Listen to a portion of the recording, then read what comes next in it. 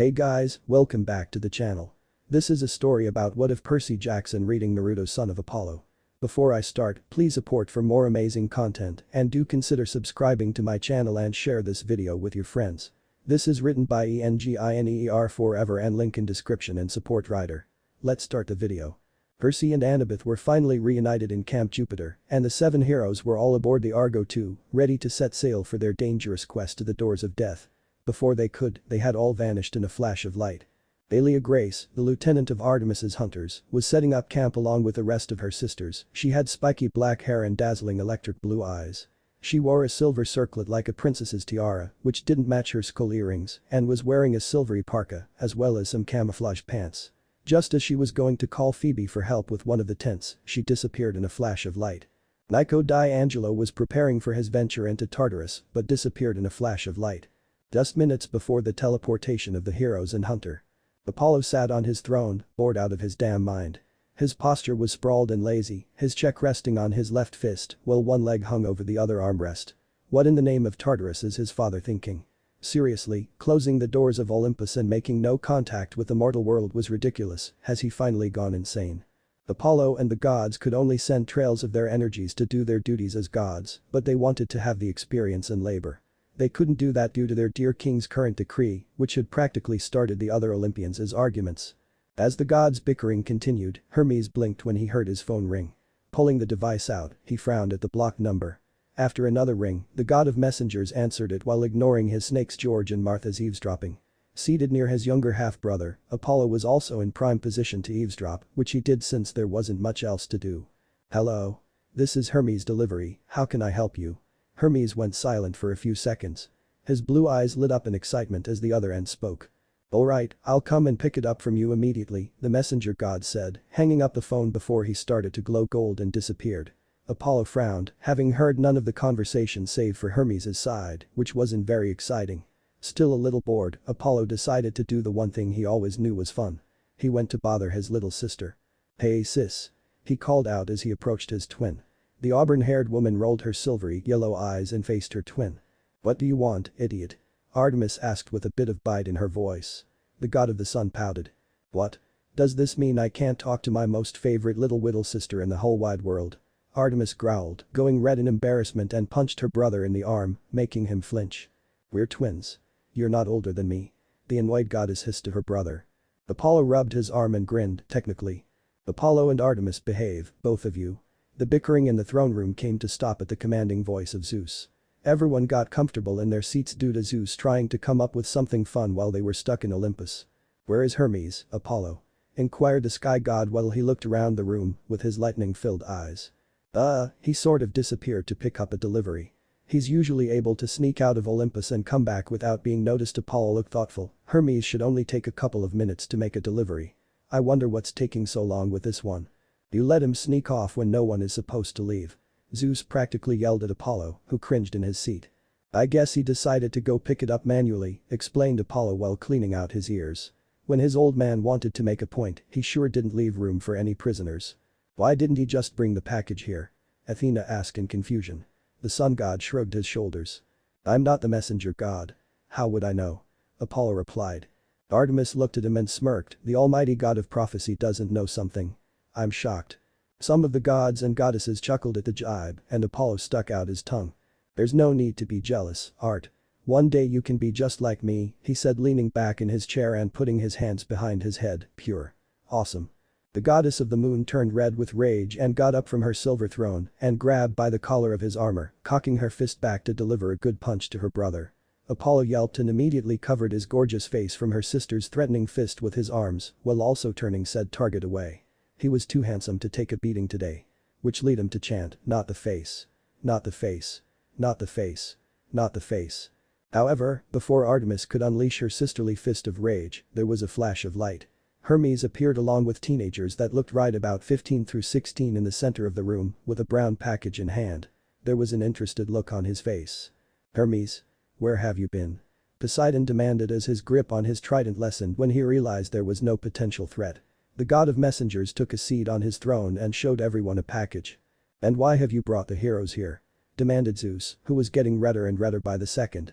Hera and the rest of the gods went in front of the children, even some of the help was unexpected from Hades and Ares. Calm yourself, brother. Let us hear what Hermes has to say, Poseidon said with authority, even though Zeus was his king. You will have the fight of your life if you don't keep your temper in check, Hades added warningly. Zeus growled a little bit too viciously, and the sky reflected his behavior, thunder booming and lightning striking the city of Manhattan, as if were some light show. Storm clouds darkened as the rain poured like machine guns, and the winds were forming into hurricanes. As long powerful lightning bolts shot down from the center of the dark storm cloud, the king of Olympus growled out, "Be quick with your words, Hermes." Hermes kept a steely gaze and swallowed some of his spit, doing a good job and not squirming under his father's gaze. He let out a sigh and spoke, "The fate sent us a package and they gave me specific instructions to pick up the young heroes." How would people put it these days? Duh. Dionysus threw out, trying to act young. Hermes rolled his eyes. Zeus's raging expression quickly turned into confusion until it went grave and ordered, "Open it." The demigods were very confused at this point, they just suddenly vanished from their current location and transported into Olympus. They wanted to ask question, but standing in front of many gods, they didn't want to come as rude and be the pinnacle release of a god's anger, and so on led them to be mute for the moment. Hermes opened the package, and 3 ghostly spirits exploded out of the box. Everyone couldn't react because they were put on their thrones, and the demigods were put into comfy black sofa, which had popcorn and many accessories that require you to watch a movie, which the demigods found very weird. The 3 ghost ladies looked exactly like the fates, which led Percy be a little uncomfortable due to dodging the bullet when he thought it was his life that was cut on the string, except it was Luke's life, and Percy felt very glad it wasn't him. Annabeth grabbed his hand, making Percy to ease up a little. Leo looked at his dad, feeling weirded out about the situation, but it didn't stop him from waving at him, whom Hephaestus gave him a grateful smile. Nico looked at his father, who gave a curt nod to him, making the boy smile a little. Jason looked at his father Jupiter or Zeus, due to being in his Greek form, Jason wanted to mimic the same thing as Leo did and what Percy was doing with their fathers, but Jason didn't want to be awkward or disrespectful to his father's image, but was grabbed by the shoulder, giving a comforting squeeze. It wasn't his girlfriend Piper, but it was his sister Thalia. "I'm sorry I didn't come to the camp, but something urgent came up. Forgive me," Thalia apologized. "It's okay, you're here and right now, that's what matters right now," Jason said, engulfing her sister with a hug. Zeus looked at his demigod children with a sad smile, but he had duties as a king and he needed to live up to his position or disorder will ensue in Olympus. So he had no choice but to stay silent and endure it and see what the fates had to say. Beasts of Olympus, the fates began. What you are about to discover, a great story about a young demigod and his tale as a hero in one of the alternate dimensions. Wow, there are alternate dimensions? Percy asked. He may have read some DC comics about that, but man, he could just think the roots and what ifs already happening in his head. Yep, there are a lot what ifs out there in different worlds altogether, Apollo chirped. Leo took a bag of popcorn and started thinking about the what ifs himself in his head, along with his fellow demigods. Man, that's some serious stuff, the son of Hephaestus said, while munching on his popcorn, getting the other heroes to agree with him. Well, can you please continue, said Zeus, letting the young heroes think. Zeus knew about the alternate plane. He and his brother went together to see it for themselves, but the first thing they saw wasn't something they enjoyed pretty well. They wanted to change it there, but they couldn't due not being their world. It just gave him nightmares just thinking that his father actually won the first Titan War. So what's the title? Apollo asked curiously. Sun's heir, Death's guardian, Hermes answered, making Apollo grin at the first portion of it, while Hades' brow furrowed. Sweet. Finally, there's a story about one of my kids. Woo. The sun god cheered with pumped fists. Artemis rolled her eyes and mentally groaned, wonderful. It's also a graphic novel. Hermes added. That's cool. Eisner started that, good guy he was. Apollo stated, as being the god of the arts, he would know about such things. Well, since it is a novel, who will read? Athena asked, somewhat interested in this story from another dimension. The son of Poseidon will. Zeus announced in a boom. Percy groaned as his girlfriend gave him a rub on the shoulder. Come on Percy, you'll do fine. She said with a small smile. Percy looked at her and returned it with one of his own, okay. He said as he sat a bit more forward and the pictures started to appear. Leo, who was drinking a smoothie, shushed and pointed at it's starting. Hanahagakure no Sato, the village hidden in the leaves, was a beautiful village. Buildings of intricate design stood tall and proud earlier that day. That is, until they attacked. Boo, Ares said as he leaned forward a bit along with some of the demigods. He loved a good story about battle. Pain. The user of the Rinnegan, the self-proclaimed god. The gods scoffed at that, arrogant mortals. The leader of the Akatsuki and the enemy of Hanahagakure no Sato had destroyed the village with a single attack. The gods murmured that they could do that too, while the demigods' eyes widened at the damage done. Their best warriors quickly fell in battle against the six paths. All hope was lost. And then he returned. "Ah, the hero of the story," Apollo said whilst rubbing his chin in curiosity. "Naruto Uzumaki, the child of prophecy, Konoha's #1 knuckle-headed ninja." "Clearly, that is one of Apollo's children," Artemis said with a smirk, getting snickers from everyone but said sun god, who pouted like a kid. And the Jinchuriki of the Kyuubi no Kitsune returned from his training with the toads of Mount Myaboku. He fought bravely against the one that attacked his home, destroying the revived bodies used in place of Pain's true form and nearly unleashing the wrath of one Kyuubi no Kitsune. "Jinchuriki?" Percy asked out loud, repeating the word in confusion as the others knitted their brows trying to figure out the word's meaning. "It means the power of a human sacrifice," Apollo translated with a small frown, not liking that one bit. Unknown to the villagers, the last part was stopped when an apparition of his father appeared in his mindscape. His confidence in himself restored, Naruto fought valiantly against the last remaining path, Diva. Once the sixth body had been defeated, Naruto went to the source of it all, and he convinced his distant relative, the crippled Uzumaki Nagato, that peace wouldn't be found through pain. Naruto was rewarded for his actions by the revival of all who had fallen in battle against pain. "Wow," Naiko said as he looked at his father, who raised an eyebrow to this. "A mortal did that." And now we come to the return of Konoha's hero, who had just collapsed under his own injuries, both internal and external. "Get the hell out of my way." Tsunade barked as she shoved through the crowd of happy villagers. The crowd quickly gave their village leader a clear path and she dashed to Naruto's side.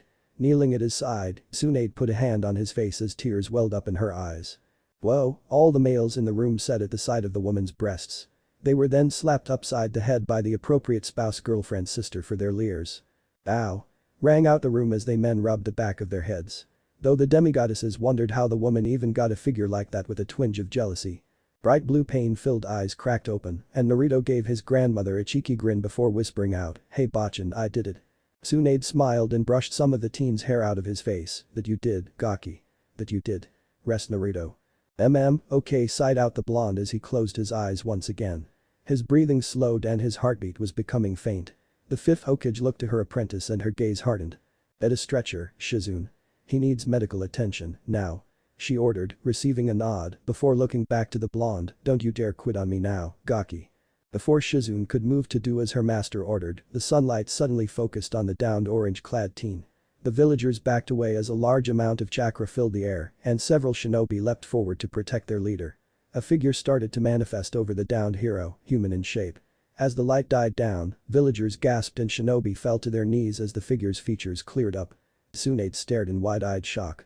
The figure, a male by his build, was one of the handsomest men she had ever seen in her life. Tanned, almost golden, skin, lithe muscles visible due his lack of shirt and wild blonde hair that highlighted his ocean blue eyes. His clothes were odd, or rather. His choice to wear what appeared to be only a white skirt with golden edging, along with an expensive-looking belt.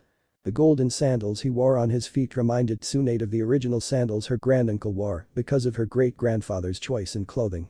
"And so I make my dazzling entrance." 10 out of 10, the sun god said with his arms crossed and looked around, his shoulders slacked, as all the gods were holding up rating signs ranging from 2 through 4, Artemis gave him a 1 weight. There was a decimal in front of it.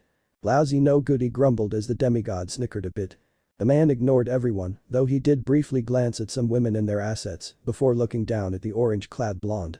He sighed and scratched the back of his head before he spoke in a foreign language. "Damn, kid, you're just like your mom, reckless, stubborn, and freaking suicidal. First things first, I'm getting you out of here." He knelt down to put his arms underneath the blonde's legs and back, picking him up like a child and feeling a swell of pride suddenly fill him. The man smiled softly as the teen relaxed and he looked to the sky, thinking, "Is this how you felt, Dad? When you helped Mom raise sis and I?" Hey. Wait. Where are you going?" Tsunade demanded, snapping out of her stupor. The man didn't acknowledge her words and walked towards a bright light. The villagers and shinobi had to shield their eyes, while a few unfortunate Hyuga screamed due to blindness as he vanished into the sunlight. Tsunade slumped in her place, falling to her hands to keep her steady. I just let him walk away," Tsunade thought with wide eyes before squeezing them shut as tears formed, "and Naruto, I'm so sorry." "Tsunade-sama." A voice made her look up to the weakly moving Kakashi Haddock. "What do we do?"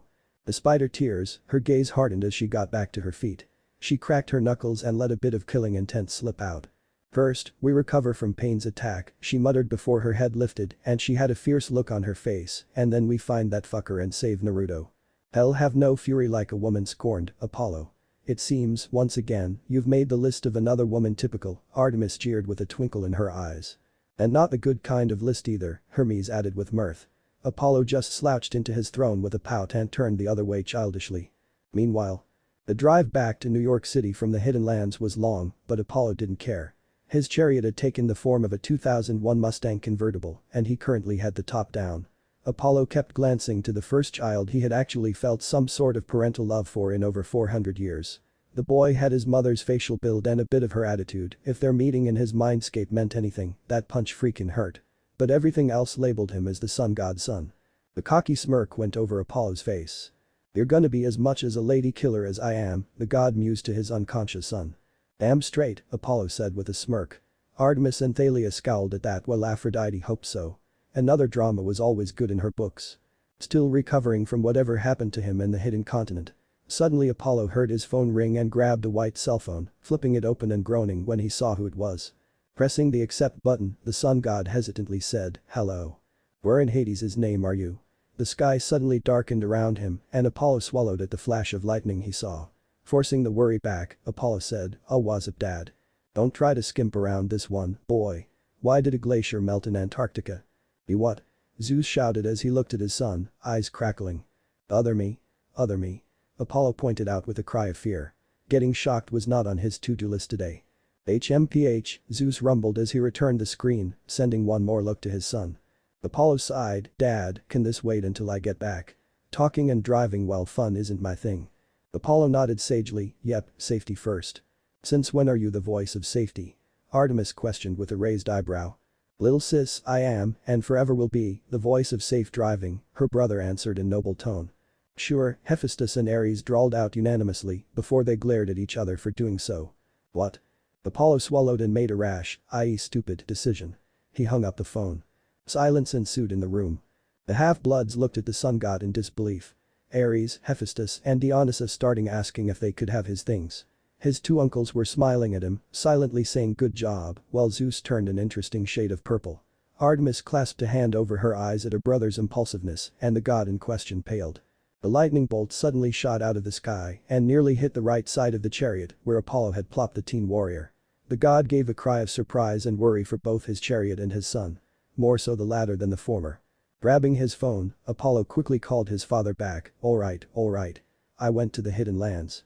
Happy? Better, Zeus said with a smug nod and the Olympians rolled their eyes. And why did you do that? His father's ire was obvious through the phone and already the sun god wondered how he would get out of this one. Apollo sighed and started to park his chariot somewhere south of New York City. Once the chariot came to a complete stop, Apollo ran a hand through his hair, "Because my son contacted me." "Son? What son?" Apollo groaned as he pinched his nose. There was a reason he never told anyone, save his uncle, and that was under protest, about Naruto. "Do you remember why you sent me to the Hidden Lands, Dad?" the god asked quietly. Zeus snorted on the other end of the phone. "I tried to go the way that god and those scriptures you enjoy did to teach you responsibility," the king of gods replied, "which didn't do much good. You came back much more cocky." Apollo smirked, still jealous. "I figured out time-space transportation before you, old man. And I thought I couldn't get any more awesome," Apollo announced with a grin, causing his teeth to light up the throne room. A cloud of darkness suddenly covered his face and the sun god cried out, "Hey. Too bright," Hades muttered in annoyance. "Drr get to the point, Apollo," Zeus snapped. Apollo looked at his still sleeping son and smiled. "Well, I did find something," he said softly, whimsically, "a woman and man was she a woman. She was as beautiful as Aphrodite, but as hot-headed as Ares reminded me of mom." Aphrodite sniffed indignantly at that claim. Artemis blinked and looked at her brother in surprise, he normally never found a woman like that, now she was interested to see her. "Oh how thought that Shakespeare lad would be the last," Zeus muttered on the other end. "So did I," Apollo murmured as the blonde started to stir. "Dad, I gotta go." "He's waking up." "Fine. But return as soon as you're finished. I want to know exactly what you did in the Hidden Lands." Yeah, Apollo muttered as he hung up once again before starting up his chariot. He scanned over the city as he passed through the sky before spotting the perfect place his son should live in. He grinned. Who wouldn't want to live in a penthouse? The god asked himself. Later that day. The sun shined down through the large windows that were to his immediate right and Naruto groaned. He rolled to his left side and reached for another pillow to shield his face. "Goddamn son," the 15-year-old mused with a growl as the sun's intensity seemed to increase despite his action. He scowled and sat up, glaring out the windows at the giant orb of gas. Raising a fist, Naruto grumbled, "One day I'm gonna find a way to put you out for good." "Ha! You wish, brat." Apollo challenged with a grin. "Please do," the other gods thought. If anything, the sunlight shined brighter for a fraction of a second. The action made Naruto scowl before he started to look around the hospital room, but then it hit him. The hospital room he normally was admitted to didn't have windows that big. The whiskered blonde swiveled his head around to find out where he was when his jaw popped open. He was in what seemed to be a really expensive-looking room, rich blue carpeting covering the floor and a pleasant light tan paint adorning the walls. At least 9 small spherical lights were in the ceiling, and the ceiling itself seemed to be made of fine material. Satin blue sheets kept his lower body decent, while silk curtains hung waiting at the end of the wall of windows. The bed he was in felt like a large feather, and it was at least twice as large as his previous bed, if not 5 times. He saw a large black screen resting on a dresser, and leaning against the screen was a thin plastic rectangle with several small buttons adorning it. "Nice digs," Leo said while munching on popcorn. Now that was a crib he wouldn't mind staying in. The other demigods nodded in agreement. Standing up to examine the small rectangle, something white and moving caught the blonde's cerulean blue eyes. There was a note written in a foreign language, but Naruto still could make sense of the strange symbols that read, "Press the blue button." Finding said button, Naruto did as instructed and jumped back in a fighting position when the screen suddenly flickered on. Though he relaxed when a familiar face appeared on the screen, that of his father, the Yondaime Hokage, Minato Namikaze. The man's smiling face made Naruto smile in remembrance at their initial meeting within his mindscape. His thought stopped when the image spoke. "Hey Naruto. You may be wondering where you are and what I'm doing here, but I'll explain that later. See, the truth is, Minato Namikaze is an alias, a false identity. I'm not native to the Hidden Lands, or the Elemental Nations as you call them. I can't tell you who I really am, not yet anyway, but I can tell you that you're not in Konoha anymore." Naruto gaped, but before he could lash out at the TV, his father's visage continued with raised hands. "Now, I know you're mad, hell, your mother would be, too. The thing is, I need you here in these lands to watch over your half-brothers and half-sisters. I would, but I'm, busy with my job, yeah. But you always slack off," Artemis innocently pointed out, getting grumbles from her twin as the other gods laughed at him. Grumbling, Apollo only said 2 coherent words. "No respect." "And my name is Sasuke Uchiha," Naruto grumbled with a twitching eye, severely irritated at his father before beaming, "though the brothers and sisters thing sounds good." "Oh," sighed out the goddesses in the room, although Artemis just barely refrained from doing so, preferring to nod in approval. 45 minutes later. "Need you to read the books that are next to your bed. If there was another way, I'd tell you, but you've got one advantage most others don't." At this, Minato looked left and right before saying cheekily, "Shadow clones are very useful. Keep that in mind. Oh. And I highly suggest looking in the closet. Sorry I can't stick around, but I've got things to do. See you around, Naruto. Daddy's so proud of his little fish cake." The demigod snickered at the name along with a few of the other gods, while the ones that didn't merely quirked a smile or remained neutral.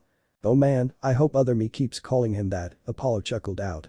Naruto felt his eye twitch before he started to grumble, "That son of a grr, he knows it doesn't mean fish cake. Bastard." With a sigh, Naruto turned the screen, which he learned from his father's lengthy speech was a television, off and went to the closet. Throwing the door open, the blonde felt his jaw plummet once more before grinning foxily.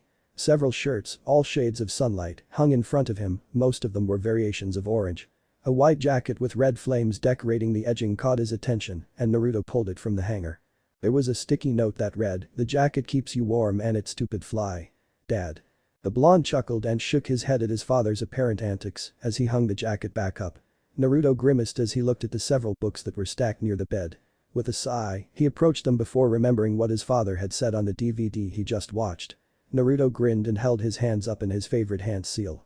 "Page Bunshin no Jutsu," Naruto said with a wide smile as 7 clones popped into existence. Silence ensued the room once more. "Okay, that's so unfair. Do you know how much I could get done doing things like that?" Leo asked and the guys nodded. "Something like that would be great to do their chores for them." "Well that is, a useful skill. His girlfriend must be lucky," murmured the goddess of love and causing the young demigoddesses to blush at what she was insinuating. Artemis crinkled her nose, "Really? Must you say things like that?" Her only answer was a loose grin. "All clad in white boxers like the original." Already aware of what he wanted, the clone saluted and went to work, while the original grabbed some clothes and went to the bathroom to freshen up. He was at first confused by the single knob and several small patches of holes, but he eventually figured out the functioning of a shower after a few minutes of trial and error. After his shower, Naruto walked out decked in carpenter jeans that gave him enough movement to use his frog taijutsu and the loose orange shirt. He couldn't find his kunai or shuriken pouches, which greatly unnerved him, but he did find a belt apparently made from his headband, if the metal buckle was anything to go by. To finish his look, Naruto went to the closet and pulled out the jacket his father left him. Slipping it on, Naruto felt a brief chakra surge around him. Yo, Oyabun, turn the heat down. A clone reading something about the history of the rest of the world outside of the hidden lands, as he visibly started to sweat. Naruto blinked in confusion before slowly sliding his jacket off. The clones all sighed in relief, making the original eye his new jacket in confusion. The flames seemed to be glistening as a somewhat actual heat came off of them. Heated jacket, sound useful. Percy said along with a few of the others. Thalia looked at her patron goddess. He should open his own line, she said with a teasing smile that Artemis gave a light laugh to. She turned with mirth-filled eyes, yes, you seem to think you have such great fashion sense, Apollo. Why don't you? Apollo just pouted at her and turned back to the screen, he had great fashion sense. Though maybe he would make a jacket like that, it sounded badass. Huh, that's weird. Oh well, maybe I'll just wait a bit until it's actually cold, Naruto mused before looking at his clones and saying, okay, dispel guys. 30 seconds Appa, you bastards. The blonde collapsed to his knees and clutched his head, frickin' jerks. Naruto pushed himself back onto his feet and walked over to one of the books, his clones finished with an intrigued look on his face. Normally, he thought books were evil because he couldn't make heads or tails of the kanji within them. Signs were a bit easier because they weren't as jumbled together. For some reason though, he could read this book. Japanese kanji with a mind hardwired for Greek scary, Annabeth shivered, and he was 16 too. It must have been terrible. Now, why is it I can read ancient Greek? Naruto thought before something fell out from between the hardcover and the paper around it. The blonde shinobi blinked before reaching down to the small square and picking it up. He flipped it over and felt his heart jump to his throat. The picture was of his father holding a very pregnant redeeded woman, both smiling at the camera. Written on the image in Greek, because it came out clear rather than jumbled gibberish, was, "We're always with you, Maelstrom. No matter what. Never forget that. Dad." Whoa, Apollo said, stricken with silence for once. Aphrodite frowned a bit. Yes, the woman was, begrudgingly she admitted, beautiful, very much so, but not more so than her. Wow, said the demigods as even some of the guys had blushes growing on their cheeks, while the girls looked envious at the beautiful Redeed smiling serenely. Naruto smiled despite the tears falling down his cheeks. Brushing the liquid away, the blonde managed to get out, "That bastard thanks Dad." Naruto carefully folded the picture and stuck it in his pocket before picking the book back up. He read the cover aloud, An Idiot's Guide to Greek Mythology. Well, now I have the urge to smack Dad around some more. Freakin' the gods laughed a bit at the title, along with the half-bloods. It seems we have someone who knows less about mythology than you now, C for brains, Annabeth teased. Percy's cheeks turned pink at his girlfriend's words. Shut it, wise girl, he mumbled, but he just got laughed at a bit more for it. Huffing, he turned back to the story and read. After creating more clones to get more reading in, Naruto decided to explore the penthouse his father apparently left him. The living room was much larger than his old one, enough to fit 2 of his old apartments in actually, and the kitchen was more than an icebox with a stove. Opening the cupboard made the blonde frown though. All that was in there was yet another note. He wants me to go shopping. Naruto asked with a growl before crushing the note and holding his head when a clone dispersed. Damn it. Well, at least I know the area now. Sort of. Naruto started to go to the door when he realized something. Palming his face, the blonde said, I don't know what currency these people use. Oyabun. A clone called before chucking out a small black rectangular object, smaller than the remote that is.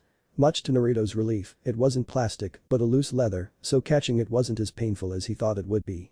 The blonde opened the object, finding another note, and blanched.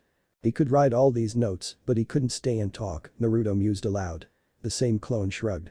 Maybe he was afraid we'd hit him again, the duplicate suggested. Naruto pursed his lips before nodding in agreement.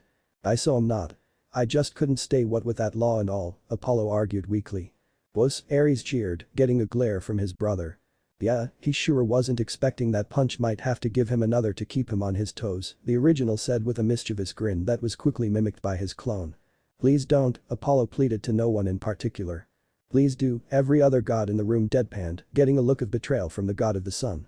He dropped the look to examine the new wallet as it had several green paper slips with old, strange-looking men on it, which he assumed was the country's currency, thus making it being a wallet obvious, and frowned in confusion when he saw an ID similar to his ninja one in a sleeve. Pulling the card out, he focused on the words, struggling to make a clear phrase, before he succeeded. Student driver's license state of New York. Naruto blinked and flipped the card over. The hell is a driver's license? Everyone raised an eyebrow. They didn't have cars where he was from. What kind of barbarians are they? I dunno, the clone replied before their stomachs grumbled in irritation. Naruto groaned and held his before looking at the clone. Everyone dispel, in 30-second intervals. I'm gonna go find some ramen. You got it, Oyabun. The clones replied before the one standing across from Naruto dispersed first. Brushing the thoughts aside, Naruto started walking out his door intent on getting some food. 7 years later. Percy Jackson stared in shock as several arrows struck at the disguised manticore named Dr. Thorne. Inwardly, he thanked all the gods for the interference. Honestly, he had just wanted to get to Camp Half-Blood and have a nice peaceful time just once. But knew, Grover Underwood, his best friend, just had to run into trouble. Not that it was the satyr's fault, but come on. Was it too much to ask for a break from monsters? Yes, everyone sighed out since they knew it was slightly impossible. Apparently so. The hidden monster gave a hiss of pain as he pulled the arrows out.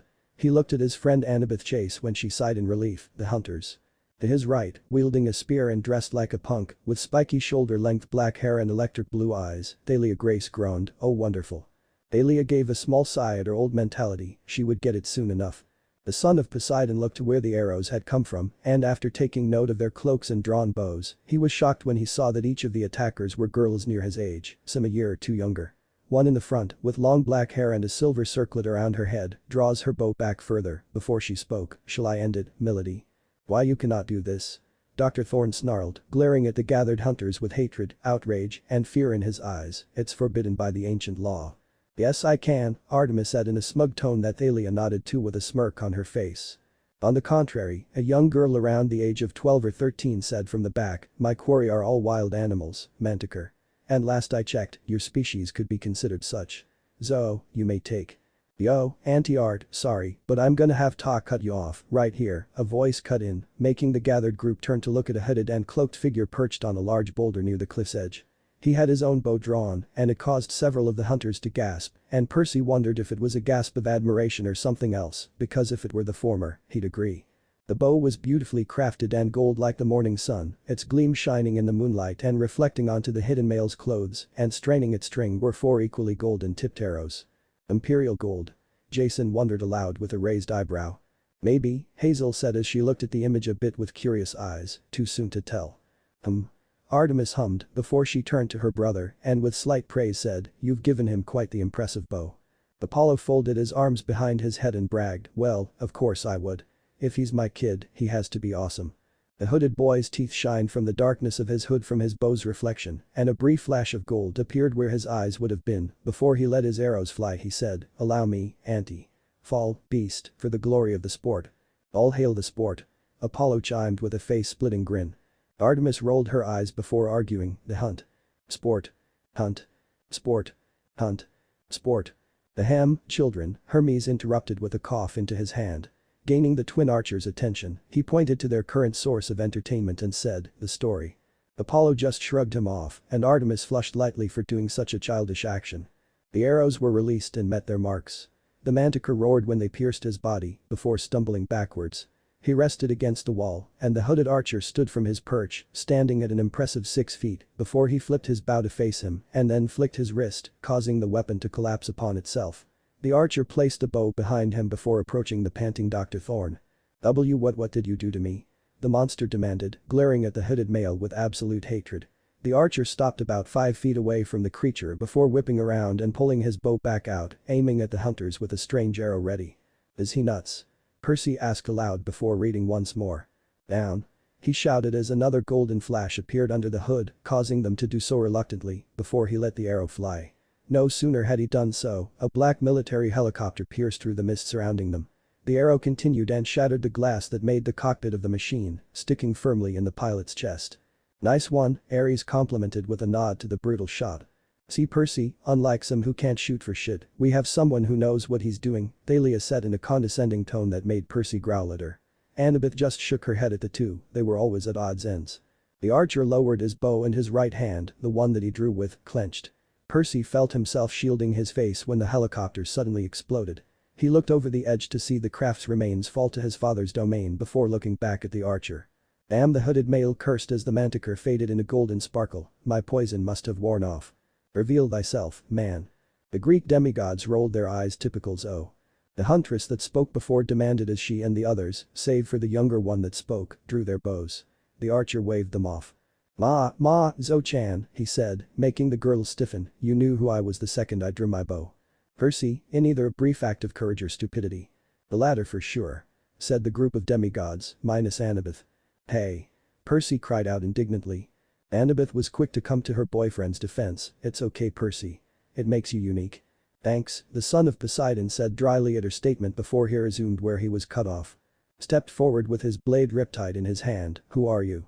The hooded archer tilted his head and faced the son of Poseidon. He put his bow away in the same manner that he did before as he started to approach the teen. When he was but an arm's length away, his fingerless gloved hands parted through his cloak and went up to his hood. While others including his friends Annabeth, Thalia and Grover gasped, Percy blinked in confusion when the hood was pulled down, revealing a teen near the age of 17. Spiky golden locks covered his head in a wild manner, like a rock star's, and two ocean blue orbs with an inner lining of pure gold around the pupils stared down at him.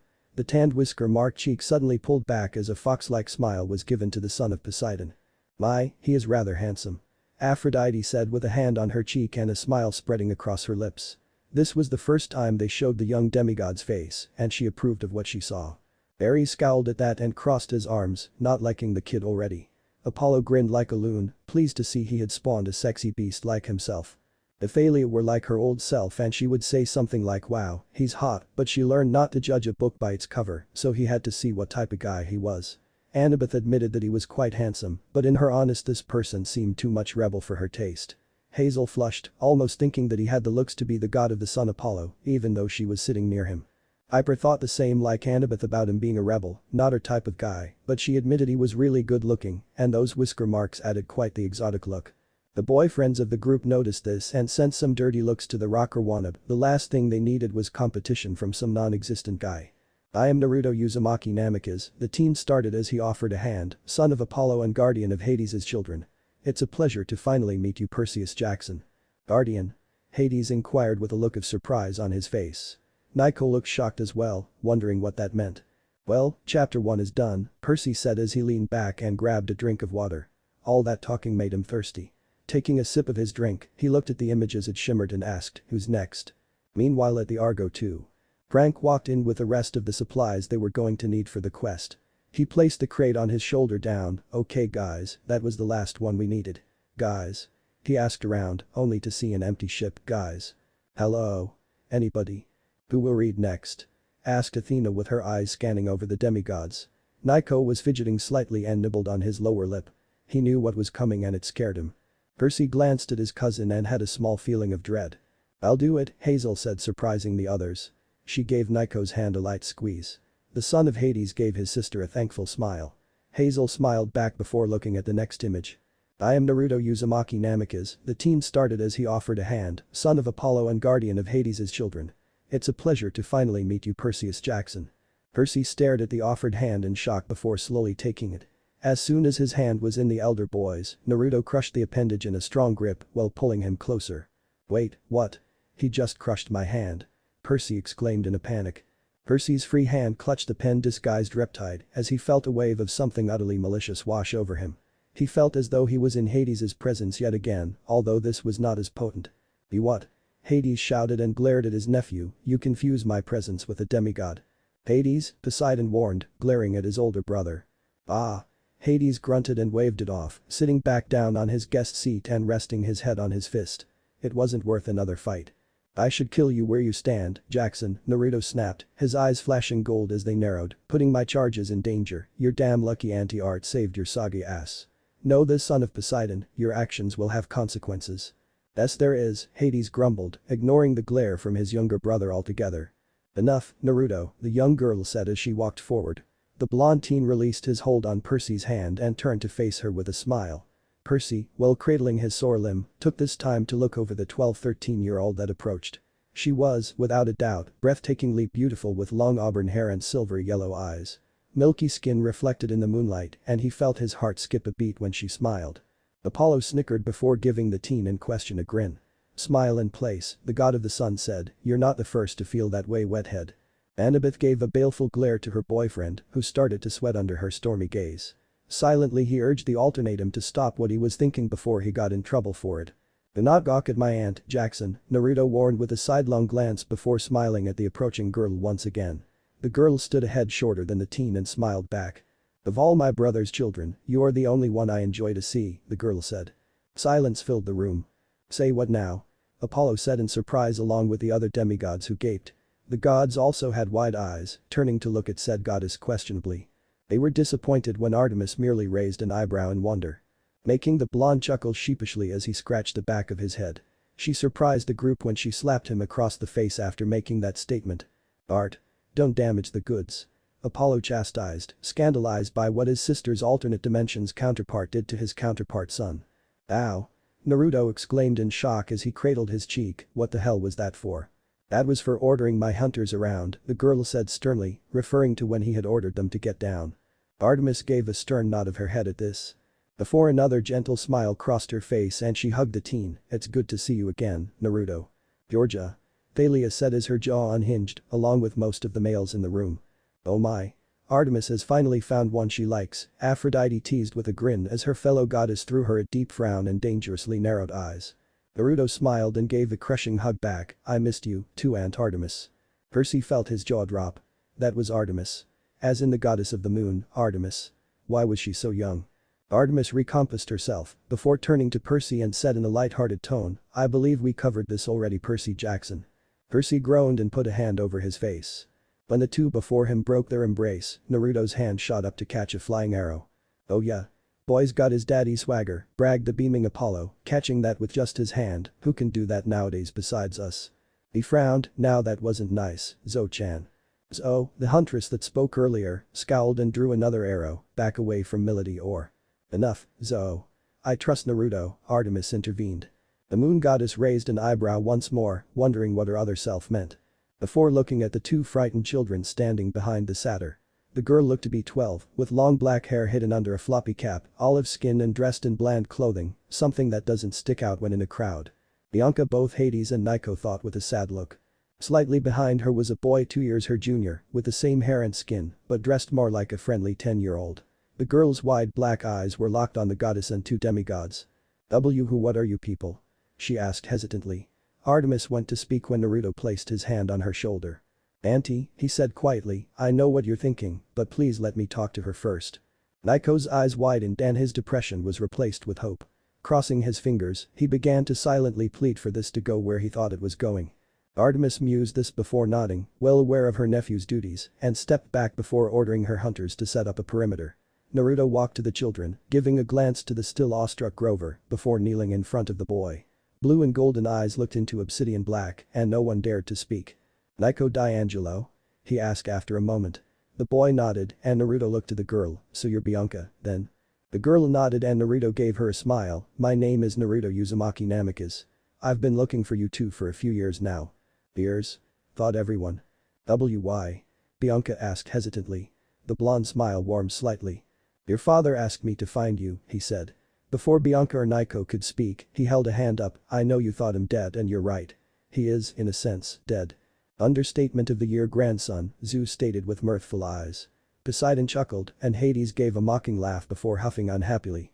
"Before I say anything more, I must ask, what do you know about mythology?" Why does that matter?" Bianca asked worriedly, taking a step back. "If you want to live," Thalia said, then went wide-eyed and quickly clamped her mouth shut and sending Nico a sorry look, but the goth boy just snarled at her and turned away. Naruto frowned. "Bianca," he started, "what I have to tell you could make you go insane. It's important that you've got somewhat of a grasp over Greco-Roman mythology." "He knows." Annabeth said in shock as everyone looked around. It seemed that they won't be the first to know in that dimension. "Naruto," Artemis warned. The blonde gave her a sheepish smile.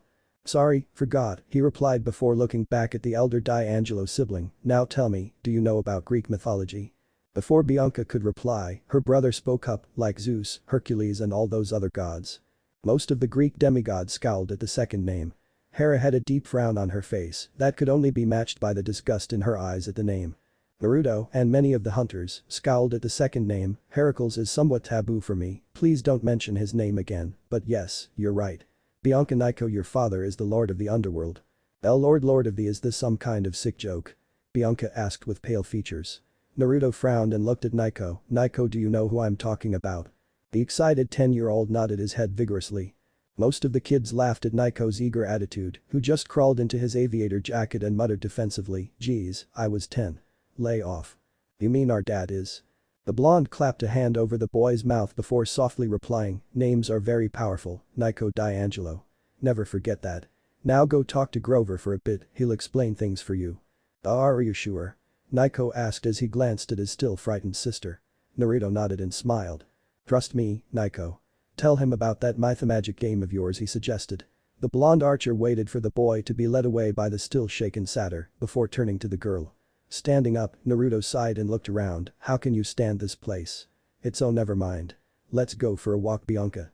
Oh okay, the girl replied with a faint blush. Naruto smiled and looked back to the approaching nightshade. The girl frowned at his grin and outright scowled when he winked at her. Apollo let out a wolf whistle. Melt that ice, queen, me boyo, he said with a lunatic's grin. Artemis reached over and slapped him upside the head, getting a pout from the god. Tell Auntie Art that we'll be back in a bit, Naruto said as he put his hand on the shorter girl's shoulder before giving the huntress a two-fingered salute. They vanished in a flash of yellow light. Percy, who had seen the flash, cried out, hey, where'd they go? To a land far, far away, Wedhead. Oh, I wonder, Thalia said with a roll of her eyes. Percy pointedly ignored her, but had a pout on his face. His girlfriend just giggled at their antics.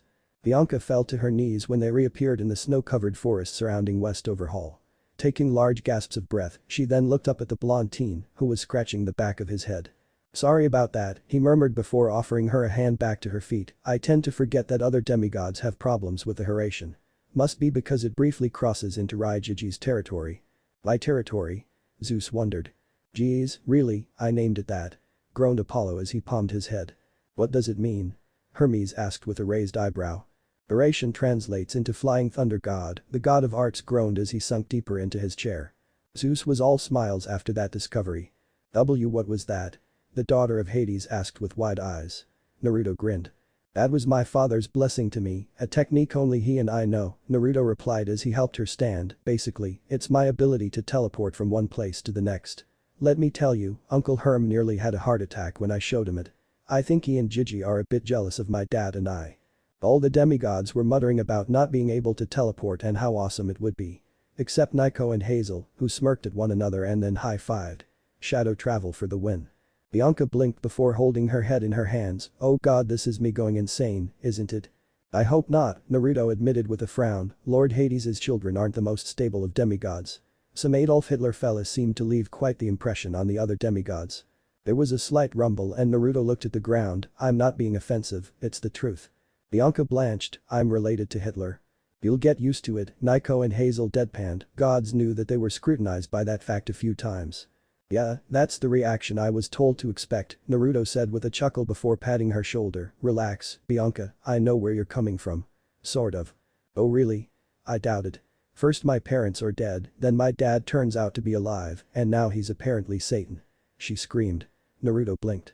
Actually, Satan was some stuck-up asshole that took advantage of one of my elder brother's fiction novels, convincing a whole lot of people that they were fact and leading to the rise of the singular metaphysical god we know today, Naruto corrected before shaking his head, and I thought my dad had an ego. That's beside the point.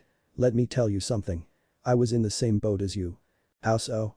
A genuinely curious Bianca asked as she and the blonde started to walk. He chuckled and scratched one of his whiskered cheeks. Ooh, backstory.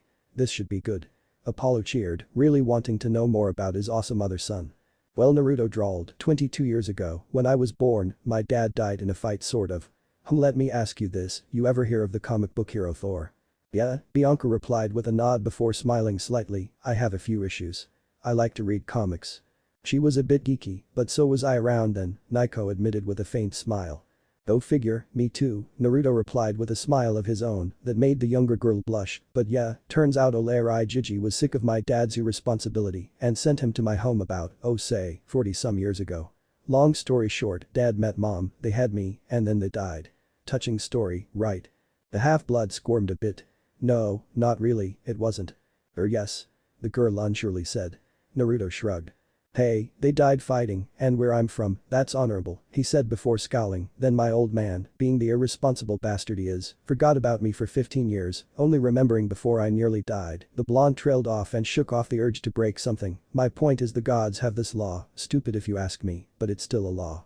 They can't raise their demigod children, so instead they made a camp. That's where Grover, Annie, Thalia-chan and Soggy Boy come in. Annabeth let out a small growl at her hated nickname, but blinked a second later as she realized something. He knows us? She asked Thalia, who shrugged. Looks like it. What's that thing he's adding to my name? The punk hunter asked, sadly it was directed to the one who knew the language. By Thalia, I'm so glad you asked. Chan means an informal version of Sand, Mr. Hermes, used to address children and female family members. It may also be used towards animals, lovers, intimate friends, and people whom one has known since childhood. Chan continues to be used as a term of endearment, especially for girls, into adulthood, the sun god recited from memory, before he gave a bright suggestive grin to the hunter. Basically, it's a cute little nickname for a certain someone.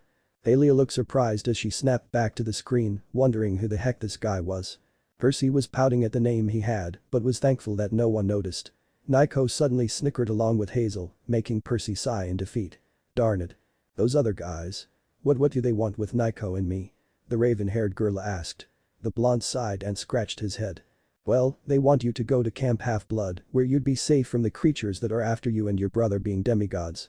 You'd learn how to fight, defend yourself, and other stuff I guess. I wouldn't know, I never went, Naruto replied with a shrug. Before she could ask, Naruto cut Bianca off with a raised hand. It's a really long story that I don't have time for. There's another option for you though, and if you choose it, it's both the best and worst choice you could make. What is it? Bianca asked curiously. Naruto stopped walking and faced the younger demigod with a look of complete seriousness on his face. Becoming a hunter of Artemis, he said. Hades and Nico scowled at that, the god even gave his niece a small look of anger. Artemis sighed a bit guiltily. Making her eyes widen, most likely when we return, Auntie Art will offer you a place in her group. There's one condition. You can never fall in love. Bianca blinked, okay. If you agree to this, Naruto said warningly, you will be blessed by Auntie Art and granted eternal youth and immortality to an extent. You can die in battle, on a hunt, or if you break your oath, your immortality is cast aside. I don't see how this is bad so far, the daughter of Hades admitted. Naruto sighed and pinched the bridge of his nose. Because I bet no one ever bothered to tell the downsides to it, Nico muttered darkly, but some hurt him. Gods give me strength, he murmured, before grabbing her shoulders. What about your brother Bianca? What? Did you think he gets to choose, too? The girl blinked before her eyes widened in horrified understanding. Why you mean? If you choose to go with Auntie Art, and I'm not saying you shouldn't, there is a high possibility that by the end of the summer, you will never see Nico again, Naruto said gravely.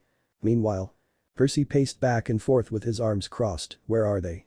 They've been gone for like 20 minutes. Well, it seems he clearly gained your impatience, Athena commented towards Poseidon, who in turn frowned.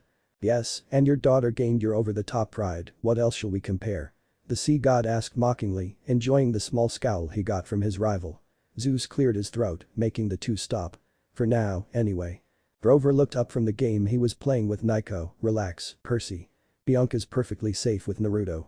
If Grover knows him, then I guess our other selves do too. Annabeth said, clearly interested in the blonde boy. Not in that way, but well, you know what she meant. How do you know? Percy asked with a frown before looking at his hand. He could be a spy for Lou. If you even try to finish that sentence, I'll gut you where you stand, Thalia snapped. Wow, way to jump to conclusions, Percy, Thalia commented with a bit of bite. Wow, way to jump in defense of your boyfriend, Thalia, Percy countered. Ding, ding, Leo called out before he joked. Round 1. Fight. Hey. Trying to read here. Hazel called out, glaring at the two Greek children of the big three. Opening her eyes as she glared at Percy from her spot leaning against the wall of Westover Hall. The son of Poseidon frowned. Okay, what am I missing here? He asked, crossing his arms. Why do you two know him? Who is this guy? That's what we all want to know, said the demigods unanimously. Just drop it, seaweed brain, Annabeth sighed out from where she was reading yet another Greek book. Where it came from, Percy hadn't the foggiest clue, but she was very into it. Where do you get those? Percy asked while looking at his girlfriend. Annabeth just at the side of her nose and replied, you'll never know. No, there's something about that guy that rubs me the wrong way, the dark-haired demigod said stubbornly, he almost crushed my hand. You're lucky he didn't crush your head. Thalia snapped once again, you completely ignored my instructions. The sea cannot be contained, Percy quoted, getting a roar of approval from his dad. Both Thalia and Zoo scowled at the two. Yeah, but I saved them from that manticore, Percy argued. Anything else he was about to say was cut off as a lightning bolt landed right next to him, causing him to jump. Percy jumped at seeing a flash next to him and shouted, hey. All eyes went to Thalia, who looked away innocently. You're missing the point. Thalia exclaimed as her electric blue eyes seemed to glow with her anger, you didn't have to attack that monster. You should have made an excuse to get them back inside. Safe in the crowd. But no, it has to be Percy's way, Thalia mocked as her arms crossed. Thy anger issues have yet to be solved, Thalia, Zoe said with a smirk, getting a scowl from the punk-dressed girl as she approached the 4 half-blood campers before facing Percy with a glare, you are requested by Lady Artemis, has he returned yet? The others shielded their eyes as a bright light appeared behind the huntress. It quickly died down to reveal a sickened Bianca leaning against a perfectly fine Naruto. The blonde rubbed the girl's back apologetically before looking up and beaming, Zoe-chan. Sup, Auntie Art wants to see Bianca, I take it. Thy childishness knows no bounds, Uzumaki, the hunter replied with a frown before turning around, Lady Artemis has requested both you and Jackson accompany Bianca. What about me? Naiko asked, looking up from his game with Grover and earning everyone's attention, I mean, can I come? And Naiko, I heard you were missing this character, Naruto interjected before Zoe could speak, reaching into his cloak and tossing a small figurine to the 10-year-old. The boy caught it in his hands and his eyes widened. Hades. But he's one of the rarest ones. Naiko cried out, looking up at Naruto with awe, how'd you get it? Naiko's eyes widened as he pulled the figure out of his jacket's pocket and looked back to the screen. Percy inwardly winced at the figure and felt a bit of shame upon seeing it.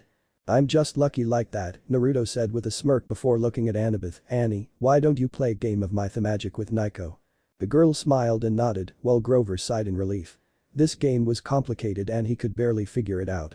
Being beaten by a 10-year-old kid 3 times in a row didn't help his ego at all. Poor Grover, Annabeth said with pity. He just couldn't help it, Naiko said with a smile, he was playing the best. Percy rolled his eyes and gave his cousin a shove for fun, which Naiko returned harder. Naruto turned to Zoe and frowned, you need to work on your people skills, Zoe-chan. Thy wit is not called for, the girl growled before spinning on her heel and walking away. The blonde blinked innocently before frowning once again as he followed her. What did I say? Everyone except Artemis laughed a bit at that one, though the goddess did have a tiny smile on her face as sadly, it was somewhat true. The tent. Sit, Artemis said, gesturing to the pillows placed before her. Naruto nodded and did so, causing Bianca and Percy to follow his example. The blonde teen sat tall and strong, as opposed to the obviously nervous son of Poseidon. Artemis glanced over the 2 males, both guarded by a single hunter behind them, before resting her gaze on Bianca. So, young demigod, the goddess of the moon started, I can only guess that my nephew informed you of what I would ask. Yes. Bianca replied quietly, confused by the question's wording. Artemis waited patiently before sighing. And would you accept my offer? Asked the goddess when she realized Bianca was waiting for her to speak. Please, Naiko muttered with his eyes screwed shut, it seemed like he was praying. Bianca bit on her lip and glanced to Naruto. The blonde sighed. I'm just your guardian, Bianca, Naruto said, you are your own person and I will support your choice no matter what it may be. And you continue to impress me, nephew, Artemis said with a soft smile. Indeed, Artemis admitted, getting a few odd looks in her direction. It was refreshing to see someone like that nowadays. Naruto blushed and scratched his whiskered left cheek out of embarrassment. Behind him, Zoe scowled and her hand went for an arrow. Wait, what offer?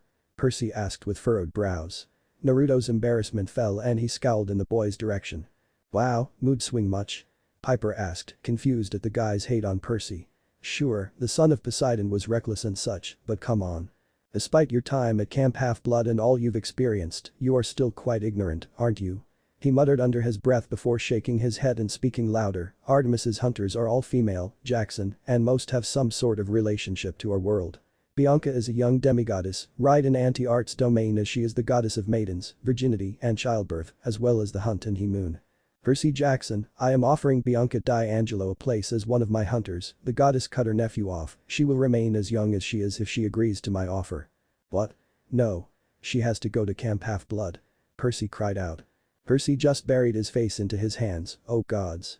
His cheeks were pink from the embarrassment from his stupid days, safe to say he would still have those in the foreseeable future. Before he felt that ominous feeling of death return. He gasped as the air left him, and his eyes looked to his left only to stare into bright golden orbs. Know your place, son of Poseidon. Naruto growled from where he sat facing Percy, his features unnaturally feral as he glared at the younger demigod. You do not make choices for others, get it through that thick skull you share with your father. Well, someone had to call that one out. About time, too, the wine god stated, getting a few laughs from the others' gods. It is very true, Athena added with a triumphant smirk directed to the sea god. Poseidon just scowled at the ribbing of him and his child and turned away childishly. Enough.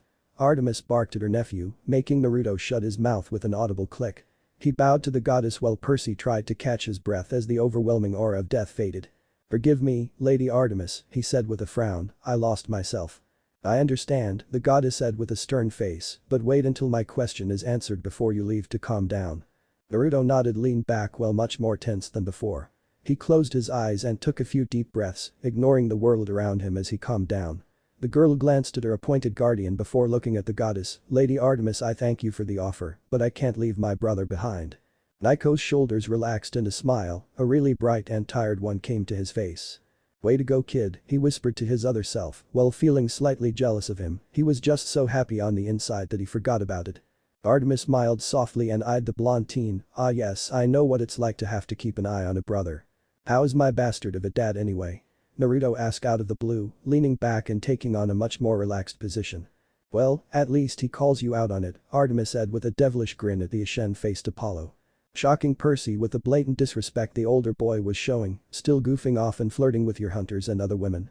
Artemis groaned, answering Naruto's question and making him smirk. Well, I've got a way that might make him a bit more bearable for you. Just tune him out. All the gods' heads snapped up at that to the screen. Was it really that simple? Have I ever told you you're my favorite nephew? Artemis asked. By Tartarus, you'll be our favorite demigod if this works. All divine, but Apollo thought. The god in question was mumbling about bratty kids and betraying children. Naruto grinned with another blush and scratched his cheek yet again. The goddess chuckled before looking at Bianca. If that is your choice, I will respect it. There's always a place for you, though. Thank you, Lady Artemis, Bianca said with a bow of her head. Artemis nodded and dismissed them both before turning to Percy. Outside the tent. Well, I think you nailed it, Naruto said as he and Bianca walked out of Artemis's tent. The girl blushed at the praise before looking up at Naruto. Naruto, why are you so violent to Percy?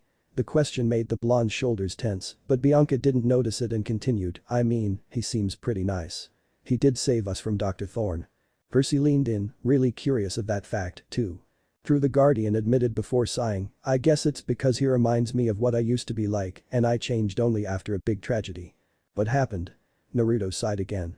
I'd rather not talk about it, he said before smiling, but I will apologize to Percy after we spar once. If I do it now, not only will he not accept it, but he'll become even more suspicious of me. Bianca sighed before asking, so how do you know Grover?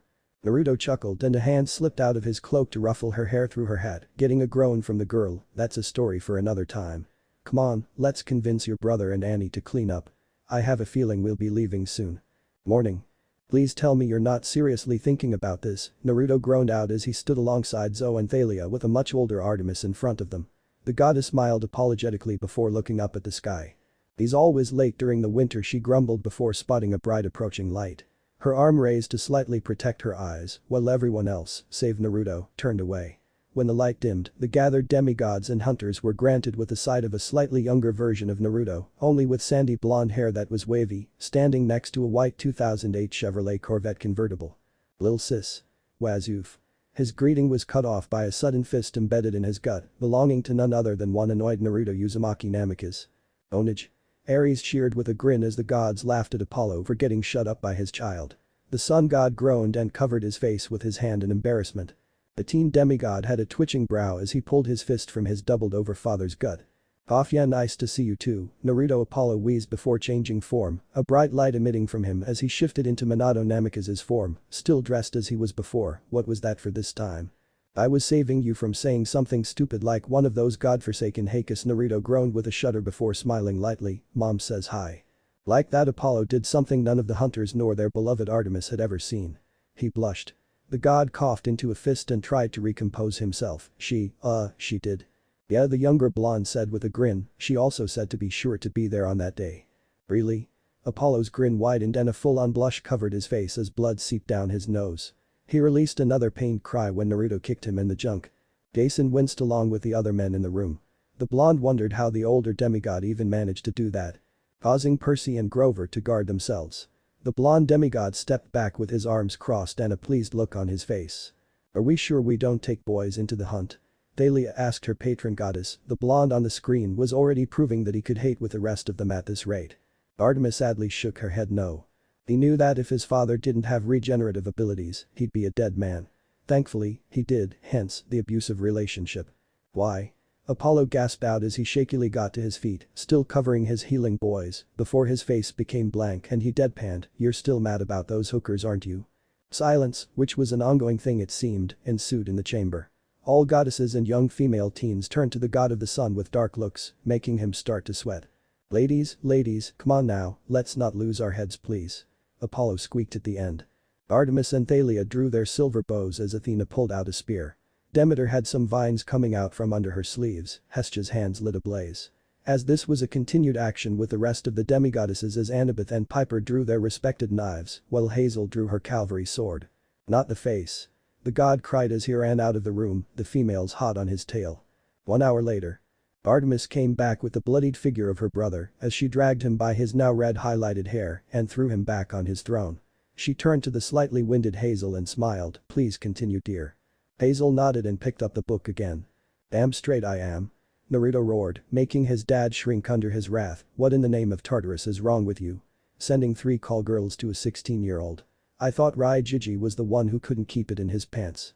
Everyone let out snickered at God King's expense. The king in question just pouted childishly. The sun god held his hands up in defense. Hey, come on, Naruto, you enjoyed it, didn't you?" "That's not the point, asshole."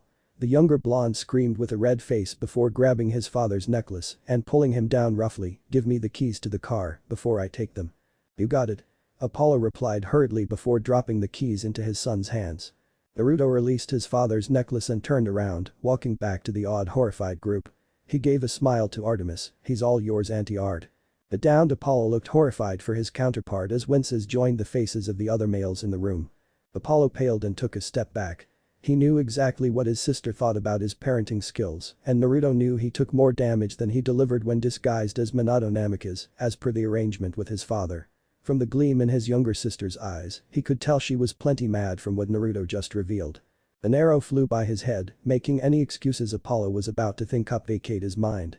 Only one option remained. "Naruto. You little traitor." Apollo screamed as he ran towards the forest, a volley of arrows flying after him. The women cheered, calling for blood as the men shrunk a bit, trying best not to be noticed during their calls for blood and itcher. "For the innocent." Artemis cried out as she chased after her brother with an arrow drawn. Naruto smirked and crossed his arms. "Gods, I love these family reunions," he said as he watched his father and aunt vanish into the wood. The blonde chuckled and turned to face the glaring hunters of Artemis. Naruto chided as he held the keys up and the convertible behind him transformed in a flash of light into a city bus. "Last I checked none of you were qualified to drive Soul." "Ooh, cheeky."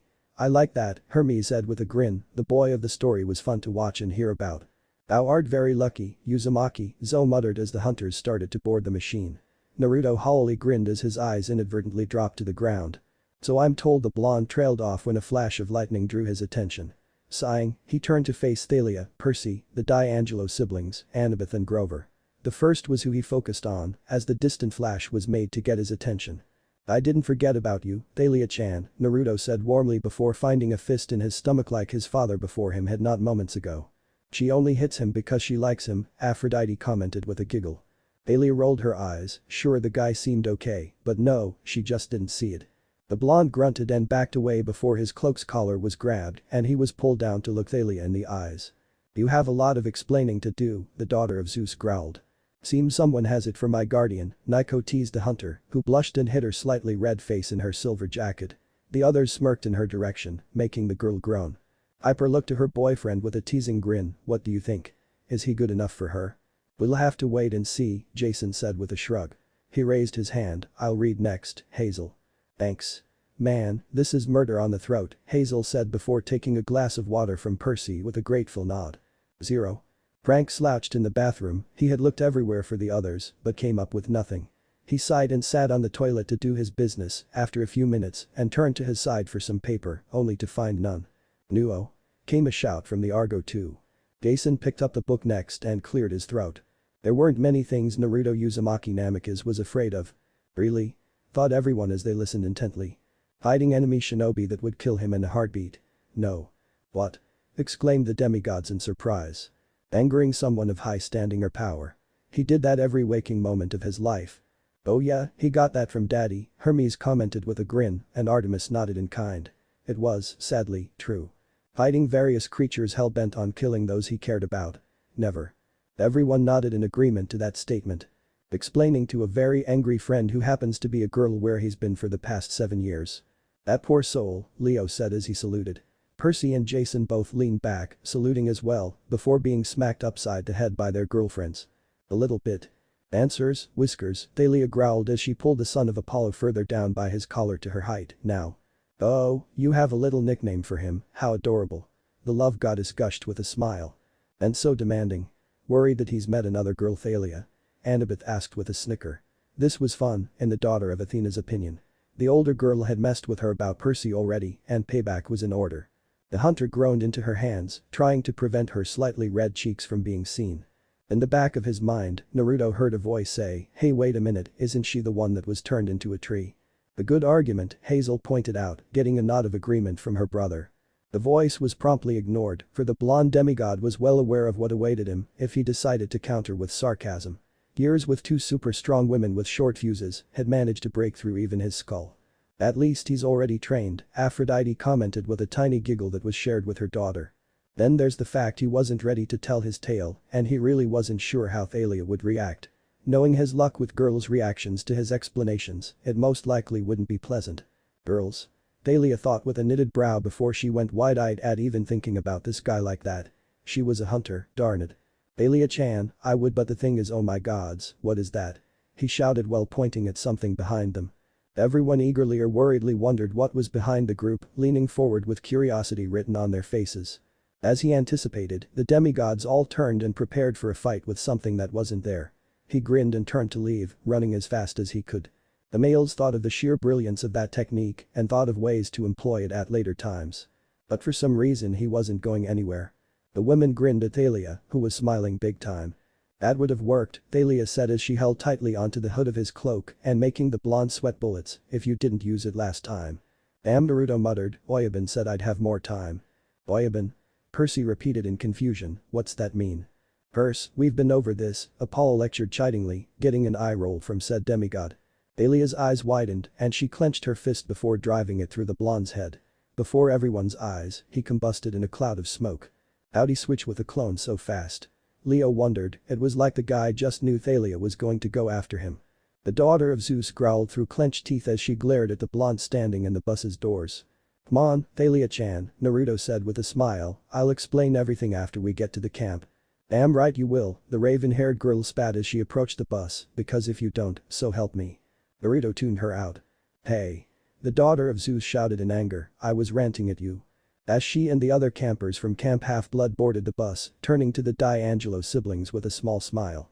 He put his hands on their shoulders, you two ready for this? Yeah. Naiko replied enthusiastically as he climbed aboard the bus, sitting near the front. Bianca bit her lip before shrugging, sure. The guardian of Hades' children frowned at the elder child's lack of enthusiasm while she boarded before grinning mischievously. He'd at least make the trip enjoyable for her or he'd scare her shitless. Don't you dare. Hades gritted out. Apollo bit down on his lip to keep from snickering at his son's antics. On the magic bus that does not go to school. The takeoff was smooth, they made it into the sky and so far they hadn't blown up or crashed. And then Naruto suddenly let go of the wheel and stood up. Is he nuts? Piper cried out. The hunters questioned his sanity. As they should, Artemis said with crossed arms and a glare sent to her brother, who pointedly avoided her gaze. Thalia cursed at him profoundly, making Bianca cover her brother's ears. Thalia nodded while Naiko playfully rolled his eyes at Bianca's overprotectiveness. Percy and Annabeth silently prayed for their parents' protection. Even Percy and Annabeth prayed for their other selves. And Grover was bawling fearfully. Oh, relax. Naruto called over the various noises. When no one did, a twitch appeared in his eye and the blonde thought, no trust. Absolutely no trust in me from these people. With someone like Apollo as a parent, trust is something you have to earn the hard way, Hephaestus stated with a grunt. Hey. He shouted, gaining everyone's attention. He pointed at the driver's seat, where a duplicate blonde sat driving. "This isn't my first rodeo, you know." "Okay, that is just cool. Hey dad, look. No hands." Leo joked, getting a few laughs from his fellow demigods. Ignoring the odd looks from the newer hunters, the children of Hades and Percy, Zoe's glare, Annabeth's envious stare, the now unconscious Grover, and a livid Thalia, Naruto went to where the Angelos siblings decided to place themselves and leaned against the pole on the aisle seat, earning their attention. Crossing his arms, he asked, "So, how's it going?" "How'd you do that?" Both asked at the same time, eyes wide with awe. Naruto blinked before throwing a thumb in the clone's direction. "You mean that?" he asked. The two nodded and the blonde chuckled, "Another ability of mine. More from my mother's side of the family I guess." His mom could make clones of herself and odd Percy trailed off. What was she, Superwoman? Though most of the males were thinking of how envious they were of Apollo. A woman that could multiply the possibilities were endless. "Whoa, that's so cool." Naiko exclaimed, "Can you teach me?" Naruto shrugged, "Doubted, but I could try. Maybe after we get settled into our cabin." Naiko grinned like the devil at the thought of learning how to make clones of himself. Bianca frowned, "But you said we'd live in our father's cabin. How can you live in there when you're Apollo's son?" "It's part of the gig," Naruto replied with a shrug, "your old man wants you too safe at any cost." Naiko looked at his dad and gave him a small smile as he turned away, missing the microscopic one that his father sent him. "I've got a free pass, so to speak. My dad gave me his blessing a while ago." "So you're gonna bunk with us?" Naiko asked hopefully. Naruto grinned. "Yup, it'll be like I'm your big brother or something," he replied before ruffling the boy's hair. "Sound good?" "Yeah." Naiko exclaimed before looking at Bianca, "Isn't this cool, Bianca? A big brother, now you don't have to worry about me." Naiko smiled at his younger other self. Yeah, he was really lucky. Bianca smiled slightly, almost guiltily, before looking up at a grinning Naruto. The blonde winked and walked away, unaware of the blazing blush he caused to fly up the girl's cheeks. Naiko scowled and gave the "stay away from my sister" look to the pretty boy. Naruto leaned on the aisle seat in front of Annabeth and Percy, eyeing their closeness, before he addressed his fellow blonde, "How's it hangin', Annie?" The response was a slap in the side, making him wince. "Ow." "Ooh, nice one," Percy said with a grin. That's what the older boy got for interrupting his Percy-Annabeth time, even though they weren't together yet. "That was for earlier," Annabeth said with a frown as she looked at the older boy. "Honestly, sometimes you remind me of the 11th cabin." The grinning Hermes joked, "Well, we'd have to check a bit more, but maybe an honorary one if he is good enough. He'd have to find his own bed though." "Geez, Annie, I've already got one mom," he replied with a roll of his eyes. "How have you been? Any boyfriends yet?" The blonde smirked discreetly when he saw Percy's fist tighten. "Aw," Annabeth cooed as she patted Percy on the cheek before asking him, "Would you really be that jealous if I had someone at that time?" Percy just huffed and turned away with pink cheeks as she smirked. The look dropped and he focused on the other blonde while he thought, "Good, just a bit more and he'll snap at me. If he's anything like the old me, that is." "Old you?" Percy thought with a furrowed brow. As for Annabeth, the daughter of Athena, just blushed. "Gods, Naruto. It's been 7 years and that's the first thing you ask me?" Thalia chuckled, turning to Annabeth and asking, "Didn't I ask that, too?" The demigoddess in question just huffed and didn't even bother to answer. The elder blonde teen frowned, "No, I asked how you were first. I can see you've started to grow from a cute little girl into a beautiful woman, so it's kind of expected." Annabeth blushed a bit and Percy tried and failed to hold a growl in. Everyone else just gave a quiet chuckle at them, while Aphrodite sighed happily. "Oh, and so I can bash the skulls of any exes you may have. No one hurts my precious people." Annabeth smiled softly at that, before standing to wrap her arms around the cloak-wearing teen. "Oh ho. Looks like other Percy's got some competition." Aphrodite stated with a large grin at the possibilities. He tensed momentarily before hugging her back, similar to how he did Artemis, much to Percy's growing ire. The others just laughed at other Percy's jealousy, as said demigod had a large brooding look on with a matching frown. "I missed you so much," Annabeth whimpered from their embrace before her shoulders started to shake as tears leaked out. "Why? Why did you do it? Why did you have to leave?" Annabeth's eyes widened at just how sad her other self was. Was this Naruto really a large part of her life? Naruto closed his eyes and hugged her tighter, preferring to comfort her rather than answer. It was a hard decision, 7 years ago, but he couldn't say that he'd do it any differently. Even with how it turned out for the other boy in their merry group. "Luke." Those who knew the boy thought sadly. "That reminds me, Luke's going to pay." Naruto silently raged, "No one leaves his or her friends behind. No one but trash, that is." That somewhat dampened the depression more of those that thought of the boy. "Oh." A familiar voice cooed, making Naruto blanch. "How sweet. My little fish cake is making a move already." "You're a dead man," Naruto announced as he released Annabeth and whipped around to leap at his father. The disguised sun god yelped and dove under his son's body, sliding on the ground before flipping to a standing position. The demigod flipped in the air and landed on his knees, reaching behind him and grabbing something hidden by his cloak. "Wow, now that was Matrix-worthy," Piper commented with a bit of awe in her voice. The other heroes nodded in agreement. "Geez, Naruto, I can't believe you're still so easy to tease," Apollo taunted. The blonde guardian merely narrowed his eyes as they flashed gold and threw something in his left arm at the god. Apollo laughed as he twisted and weaved out of the way of his son's shuriken, though he did wonder internally where the weapons came from. His thoughts were cut off by the sudden braking of the bus, making everyone fly towards the front. Everyone, that is, except for one very pissed off Naruto. He reached into his cloak yet again and pulled his collapsible bow out, extending it and rushing towards his father. Apollo blinked and grinned before pushing his feet into the ground, using what the Hidden Lands call chakra to stick to the floor. Though, due to a long period of not using the energy, he unintentionally stuck too well, making him a perfect target for the approaching blonde. "Ha, making yourself a punching bag. Only you could pull that off," Ares said as he and the other gods laughed at the sun god. Apollo mockingly laughed along with them before huffing and crossing his arms. "I'm gonna make you beg me to stop," Naruto announced viciously with an evil grin that Apollo had seen only on 3 other faces. His mother's, his sister's, and Naruto's mother Kushina. "I am truly liking this woman more and more as I hear of her," Artemis stated. "She really wanted to meet her." Apollo groaned and put a hand on his face. "Just what he needed, another Artemis." "Oh crap." The god muttered when he saw the look on his son's face before pulling out his own bow, which was just a larger version of Naruto's, and holding it defensively. Naruto swung his bow over his shoulder as if to swing it before ordering the driving clone, "Pull up. Now. Hold on to your butts." The clone shouted over the hunters' and campers' screams and curses. The bus suddenly pulled up from its descent, making everyone fly backwards, and Apollo's eyes widened before he grinned. "That's my boy," he thought approvingly as he tensed himself when Naruto's already impressive speed doubled. Their bows clashed with a loud clang, and Apollo laughed when he found himself being forced back into a skid. As everyone else on the bus cursed the 2 blondes, Apollo and Naruto had their own conversation. "Trained with Ares, did you?" the god inquired. "Wah?" stated the god of war in surprise.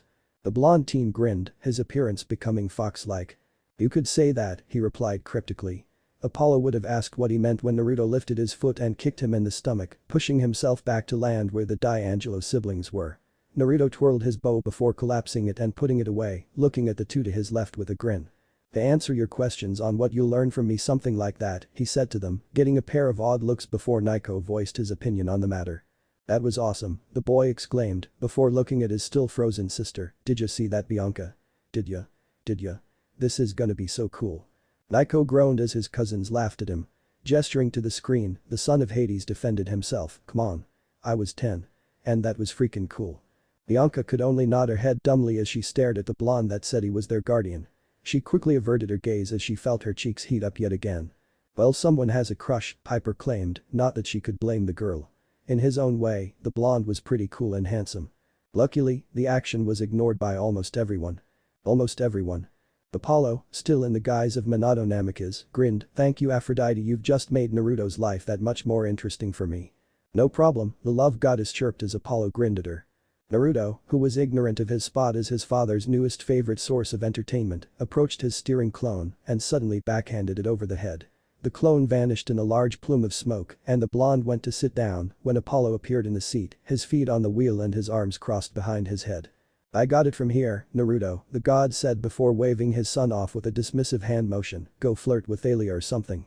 Everyone gave a laugh at Thalia's expense as said girl groaned once again. This felt like a running gag with her. Naruto growled at his father before turning around to find a seat. When he did so, he was met with glares from mostly everyone else on the bus, save the Angelos siblings. He blinked innocently before pointing at his father. "He made me do it."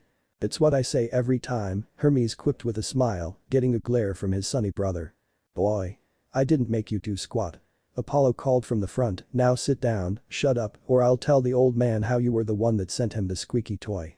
First, Zeus glared at every single one of the gods that laughed at him and then glared the screen. Second, what squeaky toy? Naruto found a seat rather quickly, but unfortunately for him, it was right next to Thalia. The blonde grinned at her nervously and he jumped when she clung to his arm. "So bold." The woman of doves squealed. It was then Naruto remembered one of Thalia's fears and mentally kicked himself. Everyone immediately thought of acrophobia. That is kind ironic, Jason pointed out, since he found out about it, it actually bothered him a bit that his own sister was afraid of heights, seeing as they could both fly. Well, it was more he than her since she refused to do so. Shut up. Thalia shouted childishly and crossed her arms with a small pout. She just didn't like heights, so what? Said girl was glaring at him for two reasons. The first was from the same reason as before, she wanted answers as to why he left their, Naruto, Thalia, Luke, Annabeth and Grover's group. I wonder how we met him, Annabeth wondered out loud. Where had he been for the past 7 years, and why was he only 2 years older than when he first met her? And the second was because he made her acrophobia act up big time. Which was the only reason why she was clinging to his arm, his nice, strong, well-toned arm. Is it you, malicious Thalia? Be truthful, Hazel teased, getting a glare from the older girl, but it was dulled greatly by her bright red cheeks. It made her wonder what else was well-toned. The love goddess giggled suggestively, getting groans from the virgin goddesses. Stop. Stop right there. Thalia berated her hormone-driven thoughts. Oh please don't, Aphrodite said with a pout. As she looked away from the blonde son of Apollo and chose to look at her limbs wrapped around his arm before releasing it. She took a few deep breaths in order to regain her composure, which crumbled when Naruto suddenly wrapped his arm over her shoulders. Oh he is good, keeping her on the edge. Apollo cheered, getting a rock chucked at his head from the patron of said girl. He frowned at her, what? I can't cheer this on. No, Artemis said with finality. Sorry, Thalia-chan, he muttered apologetically, I forgot. Why yeah, well you still owe me an explanation, Whiskers, Thalia snapped. Unconsciously, she leaned into his embrace, and a minute sigh escaped her lips when his arm tightened around her shoulders. Apollo's smirk widened in the driver's seat, oh yeah, I so owe Aphrodite a couple of love songs, maybe Naruto could write a few and snare a few more girls' heart hee. Artemis turned to her brother in disgust before snapping, Apollo, stop trying to turn your son into some kind of playboy. The god of the arts just shrugged before boasting, I can't help it if he's such a natural. He gets it from me, no doubt. As the god thought this, Naruto, Thalia, Bianca, a few girls at Camp Half-Blood and a young warrior in California sneezed. Everyone turned to Apollo who was blinking in surprise at the number of girls, but quickly covered it with a puff chest of pride, yep, totally gets it from me.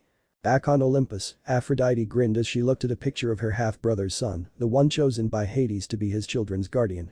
Apollo had told her how the boy's life had been so far just a year ago and asked that she give his son what he nor the boy's mother couldn't.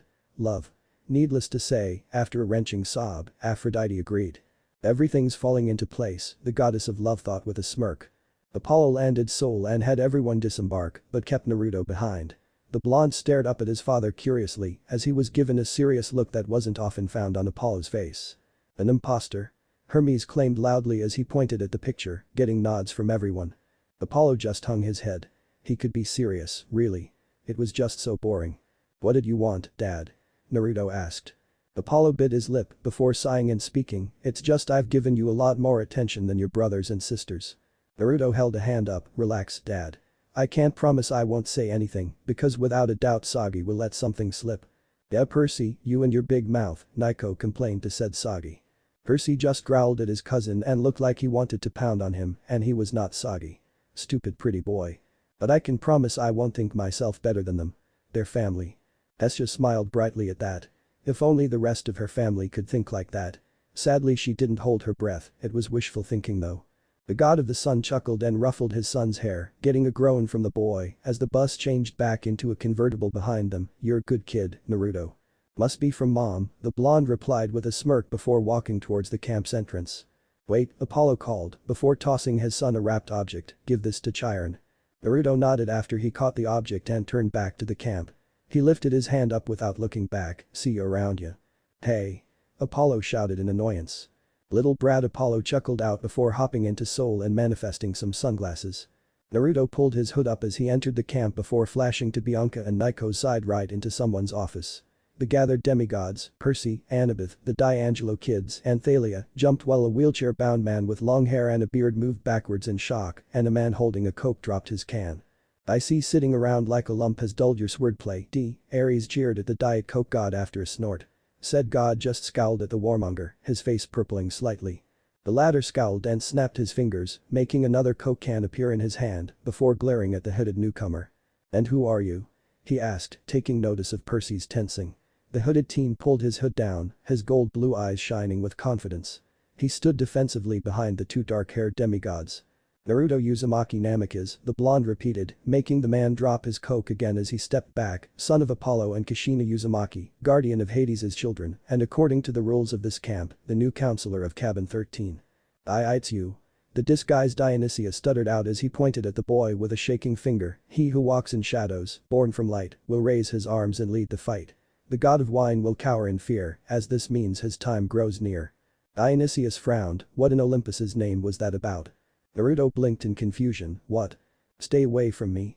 Mr. D ordered, before running around the group and out the doors behind them. He popped his head back and briefly, oh and Chiron, please tell me how it all works out. Bye.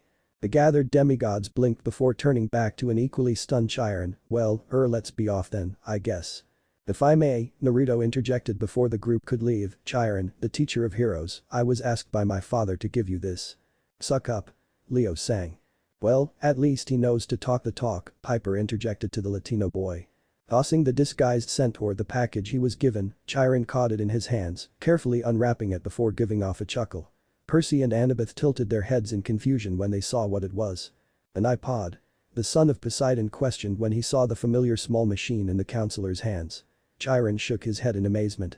Ah, Apollo, he murmured before scrolling through the music, nice choices, how'd he get that song on here? Chiron. Percy inquired, getting the centaur's attention, what about them? The dark-haired boy gestured to Naruto, Bianca and Nico. Naruto rolled his eyes and pulled his hood up. I will find our cabin, he told the siblings, stay and listen to Chiron. I'll see you later. Hey wait a minute, Thalia tried to add in something, but the blonde flashed away in a bright light. The girl growled and her eyes narrowed, damn. Language, Thalia, language, Chiron warned as he rolled past her, come, let's give these two a tour. Naruto silently walked through the campgrounds, using his ability to bend light to become invisible. Many of the gods blinked and whispered to each other, as even Apollo was surprised. He nearly never had a child with photokinesis. That's funny. Nico said out loud and gaining everyone's attention. He continued with an amused smile on his face, we have umbrakinesis, and he has photokinesis, weird combo. As well as using his cloak's ability to become transparent, making him, in a sense, a ghost. After finding cabin 13, the blonde swiftly strolled past many other cabins, pausing only to examine that of his cousins in the 8th cabin. One avoided arrow later, he was on his way yet again. How typical of them. Aphrodite stated as her eyes rolled. He stopped at the 7th cabin, bearing the mark of his father, and took note that all of the campers around it could see him. His disguise useless, Naruto let himself reappear fully, making the campers tense. One camper, with the sandy blonde hair his father usually had and a complexion much similar to his own, stepped forward. Who are you? He asked cautiously, moving his fingers to a few of their siblings, signaling them to either get back up or weapons. Naruto chuckled, it's rude to ask for one's name without giving your own, you know. Through the younger teen replied, my name is Lee Fletcher, counselor of cabin 7. Who are you? Lowering his hood, Naruto answered, Naruto Uzumaki Namikaze. Counselor of cabin 13. The campers tensed and stepped back. Hades frowned at this. Well, at least this Naruto will hopefully spur some confidence in his younger siblings that the gods' children were not as bad as history made them out to be. The blonde frowned and his eyes narrowed, I see. See what? Lee asked nervously. He was not ready to face a spawn of Hades. If this is how my siblings react, I can only imagine how the rest of the camp will, Naruto replied before looking to the sky, just because I am associated with Lord Hades, you assume I am dangerous. No. Oh well, yeah, Lee finished lamely, it's I wonder how your response would be to me being the son of Apollo. The older teen asked wistfully, making the cabin members blink. Lee frowned. Okay, buddy, first of all, you can't be in charge of cabin 13 if you're one of us, he said. Before he could continue, Naruto had whipped his bow out and fired several arrows, all of which ended up pinning the cabin 7 counselor to the wall of their cabin. Whoa. Nice shot, Thalia complimented as Artemis begrudgingly nodded in agreement. He started walking forward, which made the campers smirk as they anticipated their father combusting the new camper for intruding on his territory. Their eyes widened in fear when he stepped up to the cabin's entrance, not a sign of a fire on him. Nor were there any signs of illness, another common punishment from their father for intrusion without invitation. Naruto raised his gloved hand as he stood a small bit away from Lee Fletcher, making the teen close his eyes in fear. Instead of an agonizing burn from unholy fire or something along those lines, there was a minuscule pressure on his forehead. Opening his right eye, Lee stared into the amused golden blues of the blonde in front of him. 2 fingers belonging to the cloaked teen were pressing on his forehead, right between his eyebrows. Foolish little brother, the elder blonde chuckled with a smirk, why would I hurt family? Apollo smiled. Skilled in more ways than one and a caring sibling. Oh yeah, he was liking this kid more and more as his son. Lee only stared with wide eyes, as did his siblings, while their obviously older brother started unpinning him from the walls of their cabin. Naruto brushed his brother's shoulders off and gave him a grin. Scared ya, didn't I? He asked cheekily, getting a splutter from Lee. Naruto laughed and patted his shoulder, show me around Lee. I've got a bit before I have to get back to cabin 13. The eldest son of Apollo present went into cabin 7 to start exploring, before he was quickly followed by the others, all of which were bursting with questions and introductions. A bit later, Naruto sighed as he started to look around the 7th cabin, Lee at his side and giving a brief history of it. And we're tied with cabins 9 and 10 for the most deceased counselors, the younger son of Apollo said, it kind of sucks. The sun god dimmed a bit at that, but tried to keep a strong poker face. The parents of the other cabins kept a stony face as well. Odds, you all need training, Naruto muttered as he pinched his brow, getting a frown from Lee. We train. The counselor protested, no one, save the hunters, are better archers than us. And when you are forced to fight or flee, what happens? Naruto barked, stopping as he turned to face his younger sibling, how often do you turn away from the war god's children, only to be struck down from behind? Lee frowned, so what do you suggest? Father's only good at archery and medicine, it's all we know. And you think dad was just handed that gift? Naruto asked incredulously, no. Our old man worked his godly ass off for his archery to be on par with anti-arts. For God's sakes, we descended from the guy that taught Chiron. The teacher of heroes. Exactly. Apollo cried out before looking at Artemis, see, Art. I am awesome. One comment from a boy in another dimension does not make it true, Artemis retorted. Zeus cleared his throat and the twins stopped their squabbling before it could really begin. By now, other members of the 7th cabin had filled the area. Naruto looked at them, his little brothers and sisters. He knew that at most he was the oldest for their generation and would be the eldest for a long time to come. Then he continued, I may not be your counselor, but I am your brother. I will be damned before I see or let any of you die by unnatural causes. So, I've decided you're all going to be there when I train the other members of cabin 13. Golden-skinned faces turned pale and several campers stepped back in fear at the announcement. The blonde's eyes shined in determination and he gave them a frown, I expect there to be no hostility between this cabin and 13, am I understood? No one spoke. He scowled, am I understood? So bossy, Piper commented with a frown, but Jason shook his head. Nah, he's just trying to get a message across. You can't be the nice guy all the time. He stated firmly, he could respect the older blonde for that. Yes. The group repeated. No one dared to speak up against how it was against the rules to order cabins around when you didn't belong to them. Looking to an awestruck Lee, Naruto asked, do you agree to this, counselor? Lee blinked before he realized what Naruto was saying. The younger blonde closed his eyes and nodded, I agree brother. Naruto smiled foxily, good.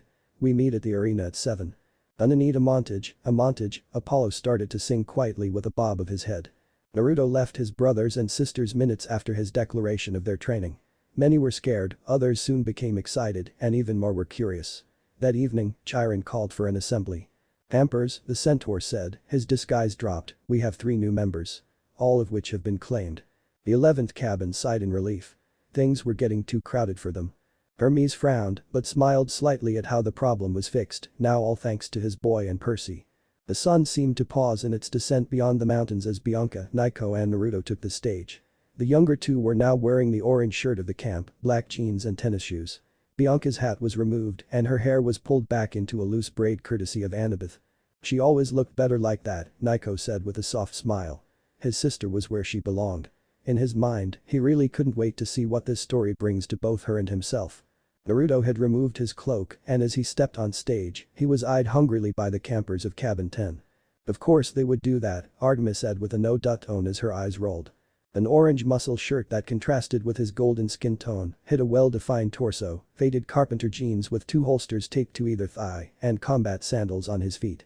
Around his waist was a sort of belt, similar to one that would be expected on Batman, as a member of cabin 11 mused, only it was dark blue and a silver plate with a spiral leaf as the belt buckle.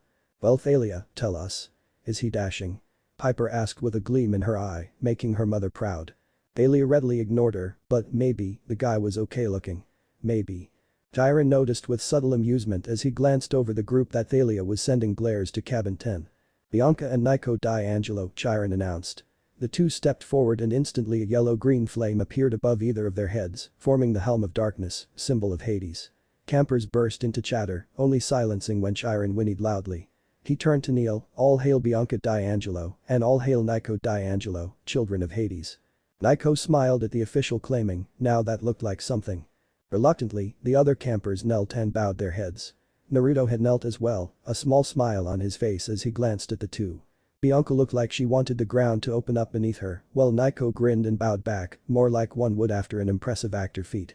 "You going for Broadway next?"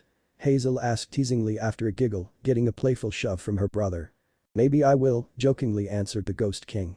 After a moment passed, Chiron rose as well as the rest of the campers, before he looked to Naruto Uzumaki Namikaze, stepped forward. The Angelo siblings stepped backwards as the blonde stepped forward.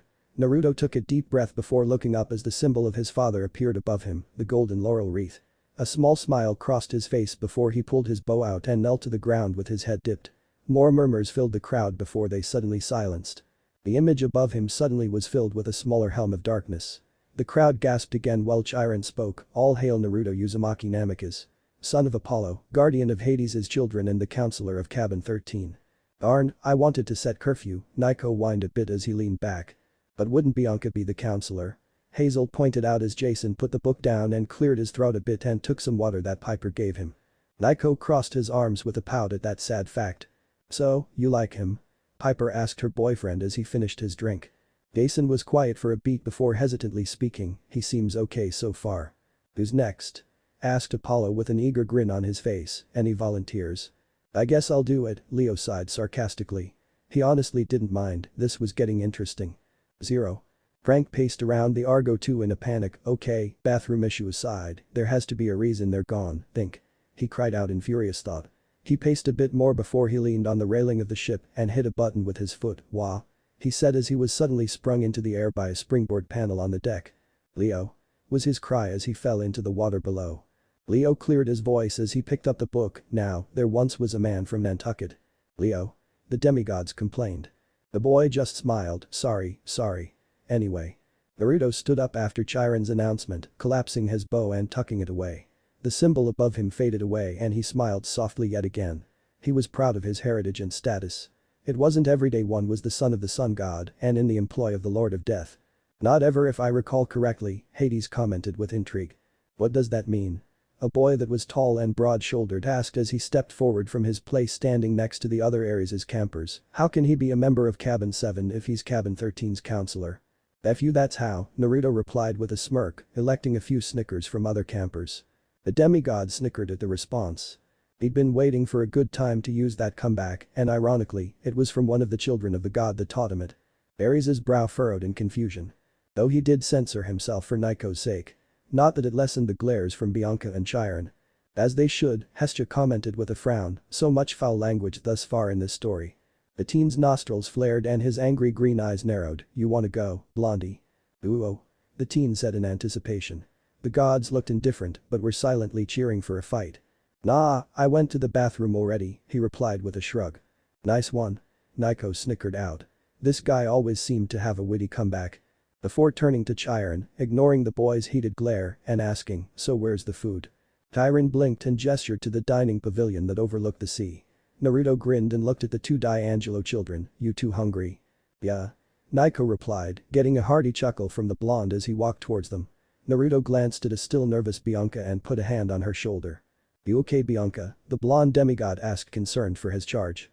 The girl nodded slightly, making him smile softly. "Good. Let's get some grub." With that, he vanished in a flash of light, getting a burst of chatter from the campers. Chiron sighed and looked up at the sky, frowning when he saw the moon start to fall sooner than it should have. Artemis frowned at that, she had always hated her blunder of getting captured by the Titan of Endurance. She sighed. It made her remember Zoe. Her heart ached, what if she had to witness her most faithful maiden fall once more? It was gut-wrenching. Something bad is going to happen soon, Chiron thought with a frown, I just know it.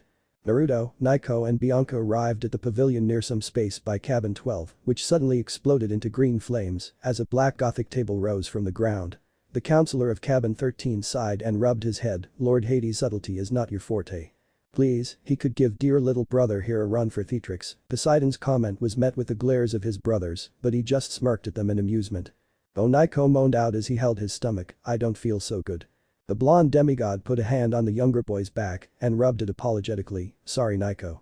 I forgot the Tri-Jiji gets mad when I take others with me. I will never get used to that, Bianca muttered as she rubbed her stomach as well. Naruto gave the siblings a sheepish smile before gesturing to the table. Take a seat, he said softly, I've got the food covered. The two Hades' children nodded and sat down, Naiko on Bianca's left, the girl sitting on the right side's edge near where they arrived, so they could see the other tables. Naruto nodded approvingly before reaching into one of his pouches and pulling out a scroll. The blonde then broke the tape that kept it sealed before rolling it open in front of the Angelos siblings. Naiko and Bianca looked down at the strange symbols, the latter confused and the former curious. Here's something I learned back home, the son of Apollo said with a smile as he put his hand on the scroll's edge and channeled some chakra into it. Two large plumes of smoke appeared in front of his charges and they coughed from inhaling it. They stopped as the smoke cleared and a delicious smell filled their nostrils. He can store food? Hazel asked, that is amazingly handy. I would kill to have something like that for a quest. And it could work for other stuff I bet. Storage-wise alone, that is amazing for a demigod, Annabeth said with a snort before she analyzed as her mother nodded.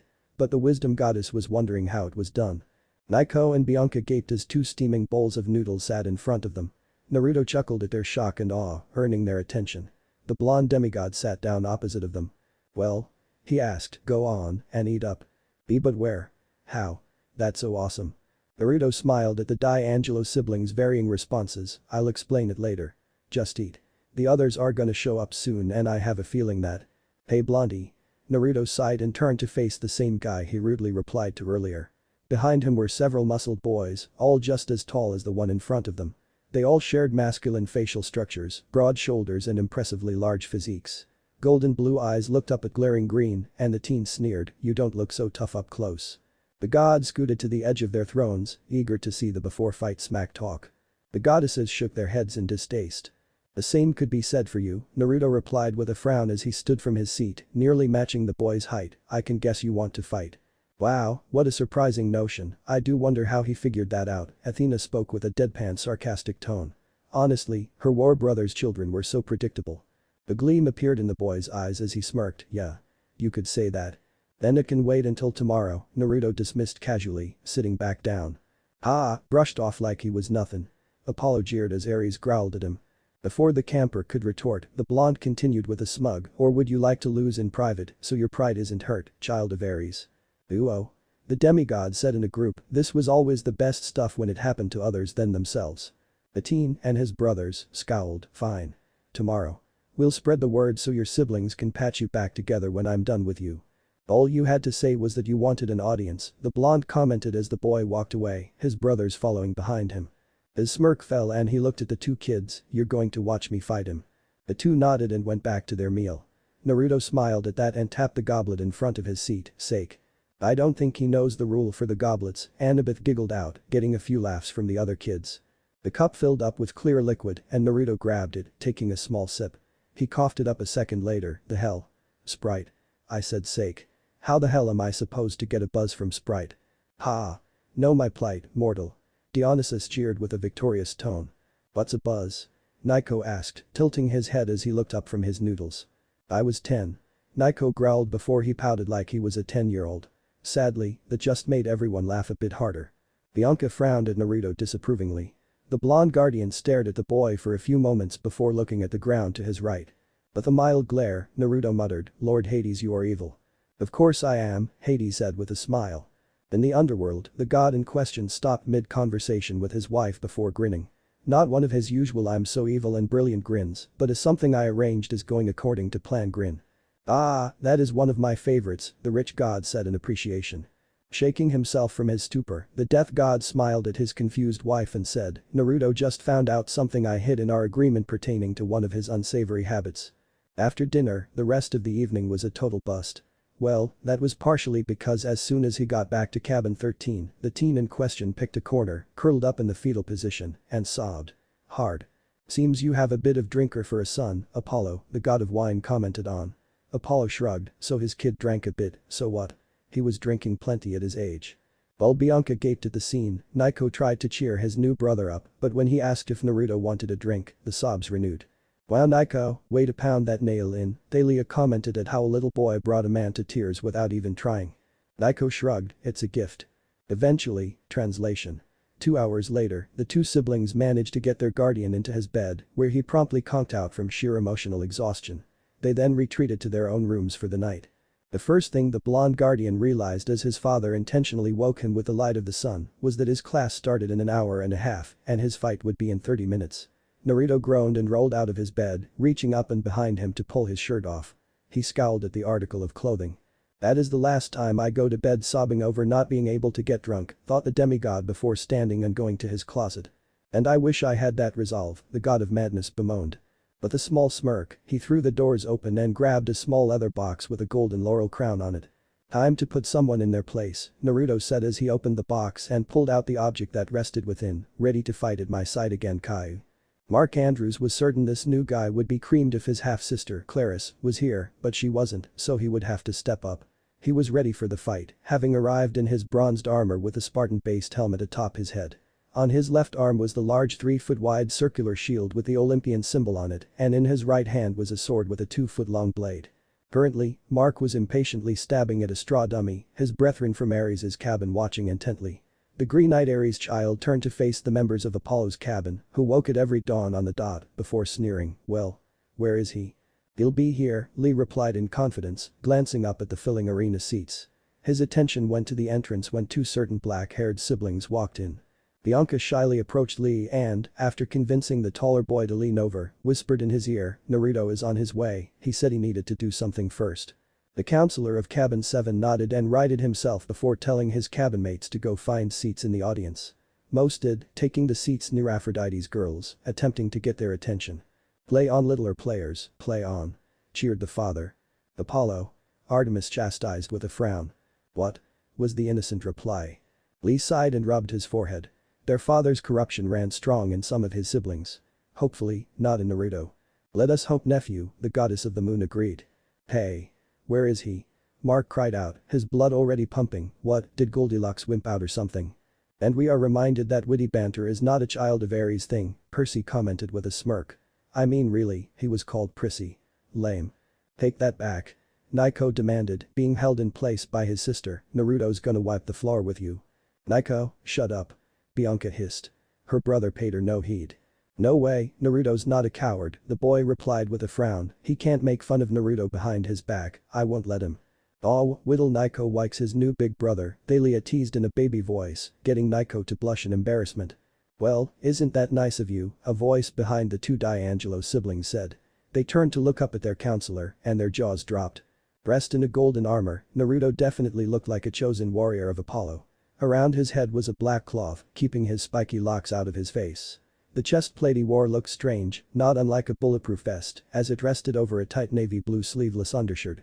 Over his hands were equally golden gauntlets that were attached to fingerless gloves of the same color fabric as his shirt. He had dark slacks on, with his belt around his waist and the ends of the slacks taped from the ankle to mid-shin, golden shin guards that attached to the sandals he arrived in protecting his feet. However, it was the weapon on his left arm that drew most attention. Ares let out a whistle at the armor. "Yeah, he got that imperial gold from somewhere," Jason murmured as it looked like something that someone in the tops of a cohort would have. Some of the girls were busy drinking in the form of the Apollo teen, a few blushes crossing their cheeks. The shield was incredible, a strange thin kite-like shape just a few inches longer than his forearm.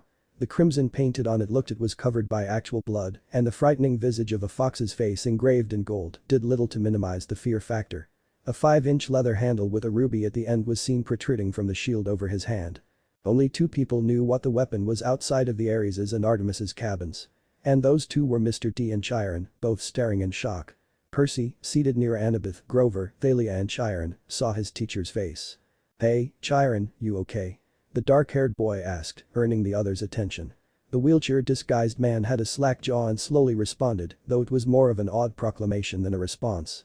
"PT the Arcadia shield," Chiron said. Grover's head whipped around and stared before he fainted, falling backwards in his seat. "What?" Some of the gods snapped in shock, mainly Hermes and Apollo. "The what?" Percy, Annabeth and Thalia replied. Behind them, seated with the other hunters near Mr. D, Zoe snorted. "Thy ignorance is insulting." "Still using thy Zoe?" Thalia muttered in amusement.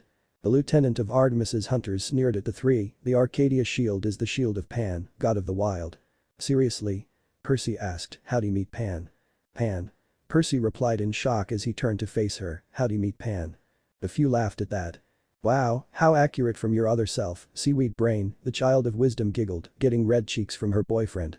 Thine ears are filled with corn, Zoe snipped at the son of Poseidon. Aelia busted a gut at that one along with a few others as the god snickered, besides Poseidon. Earning the boy's scowl, I merely stated what the shield was, not how he obtained it. How did he obtain it? Mr. D asked in wonder, that is the question isn't it? A question indeed, a new voice said. The three demigods, hunters, centaur and god, turned to see the face of Monadonamachus, aka Apollo, seated on the ledge above them. He looked down and grinned, well, looky here, Uncle Squid's kid. How's it going, Percy, Poseidon corrected with a harumph. Percy, the boy corrected with a frown, getting a wave of dismissal from the god. Whatever, Apollo replied before looking at the field, ooh, so it's fishcake v hothead, eh? This ought to be good. Lord Apollo, Annabeth spoke up, getting the god's attention, don't you have things to do? Meh, the wonders of shadow clones, the sun god replied with a shrug. I have clones. Apollo cheered as he fell to his knees, arms to the sky, praise us. Doesn't mean you do. Athena pointed out, getting the sun god to slump with a depressed whimper. Why order, why? Before looking up and whispering, I just hope the old man doesn't take notice. You best hope I do not. Zeus rumbled with a frown, but clones really did not sound like a bad idea to have. What's a shadow clone? Percy asked. Apollo smirked. Wouldn't you like to know? The god teased before looking back at his eldest son with a smile, whistled my kid is hot. Wouldn't you say so, Thalia? Zoe? Well Thalia. Apollo asked you a question, what's your answer? Leo asked in a mock serious tone. All he got as an answer was Thalia punching him in his shoulder while her cheeks burned. Meanwhile Artemis was scolding Apollo for his alternate self trying to mess with her eldest hunter. Shut it, hold thine tongue, Lord Apollo, the girls replied before glaring at each other. You can just feel the love, Percy joked as Annabeth laughed a bit while Thalia smiled. Apollo's smirk merely widened before he looked at Chiron and Grover, the latter still unconscious, while the former was still in shock at seeing the weapon. The god of the sun suddenly froze and groaned, holding his head.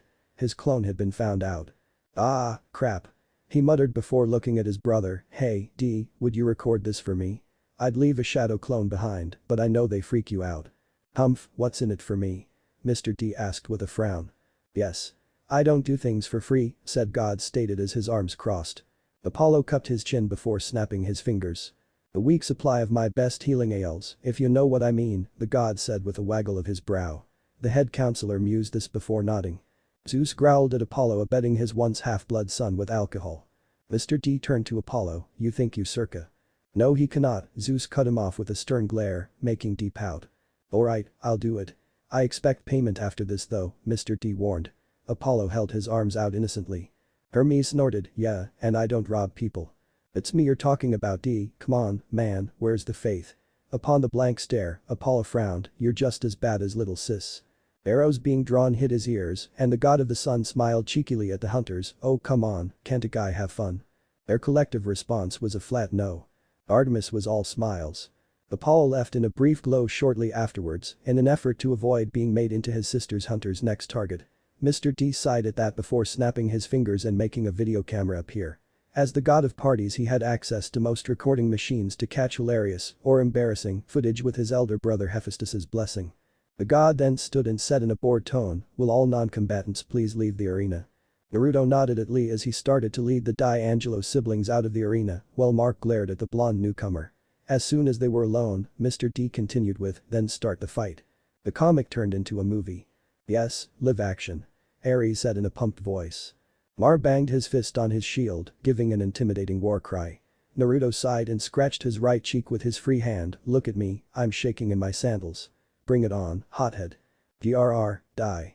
The Ares child roared as he ran towards the blonde with his left hand held up.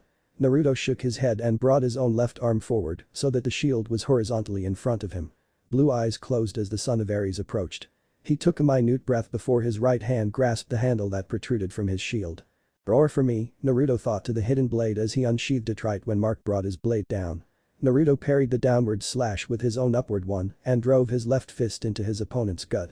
Mark stumbled backwards as the air left him before glaring at the blonde, who held a blade in his right hand behind him, while his shield's fox face glared mockingly at him. Is that all you've got?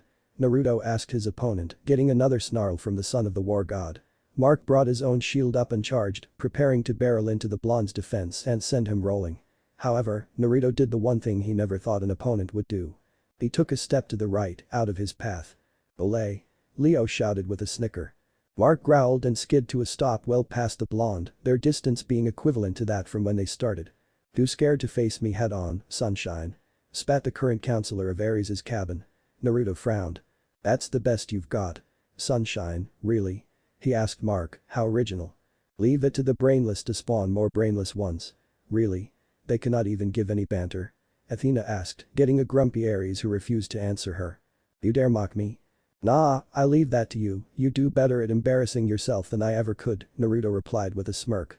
As he anticipated, Ares' son roared in anger as he charged forward with his shield up once more. Naruto held his ground this time around and, surprisingly, matched Mark's charge. Their shields collided with a clang, and both struggled to knock the other over. "I'm going to decapitate you," Mark proclaimed as he stepped back briefly before throwing his weight into a second shield bash. Naruto scowled and defended himself, but ended up stumbling backwards. Mark leapt on that as a lion would a wounded gazelle, bringing his shield back to slash once again with his sword.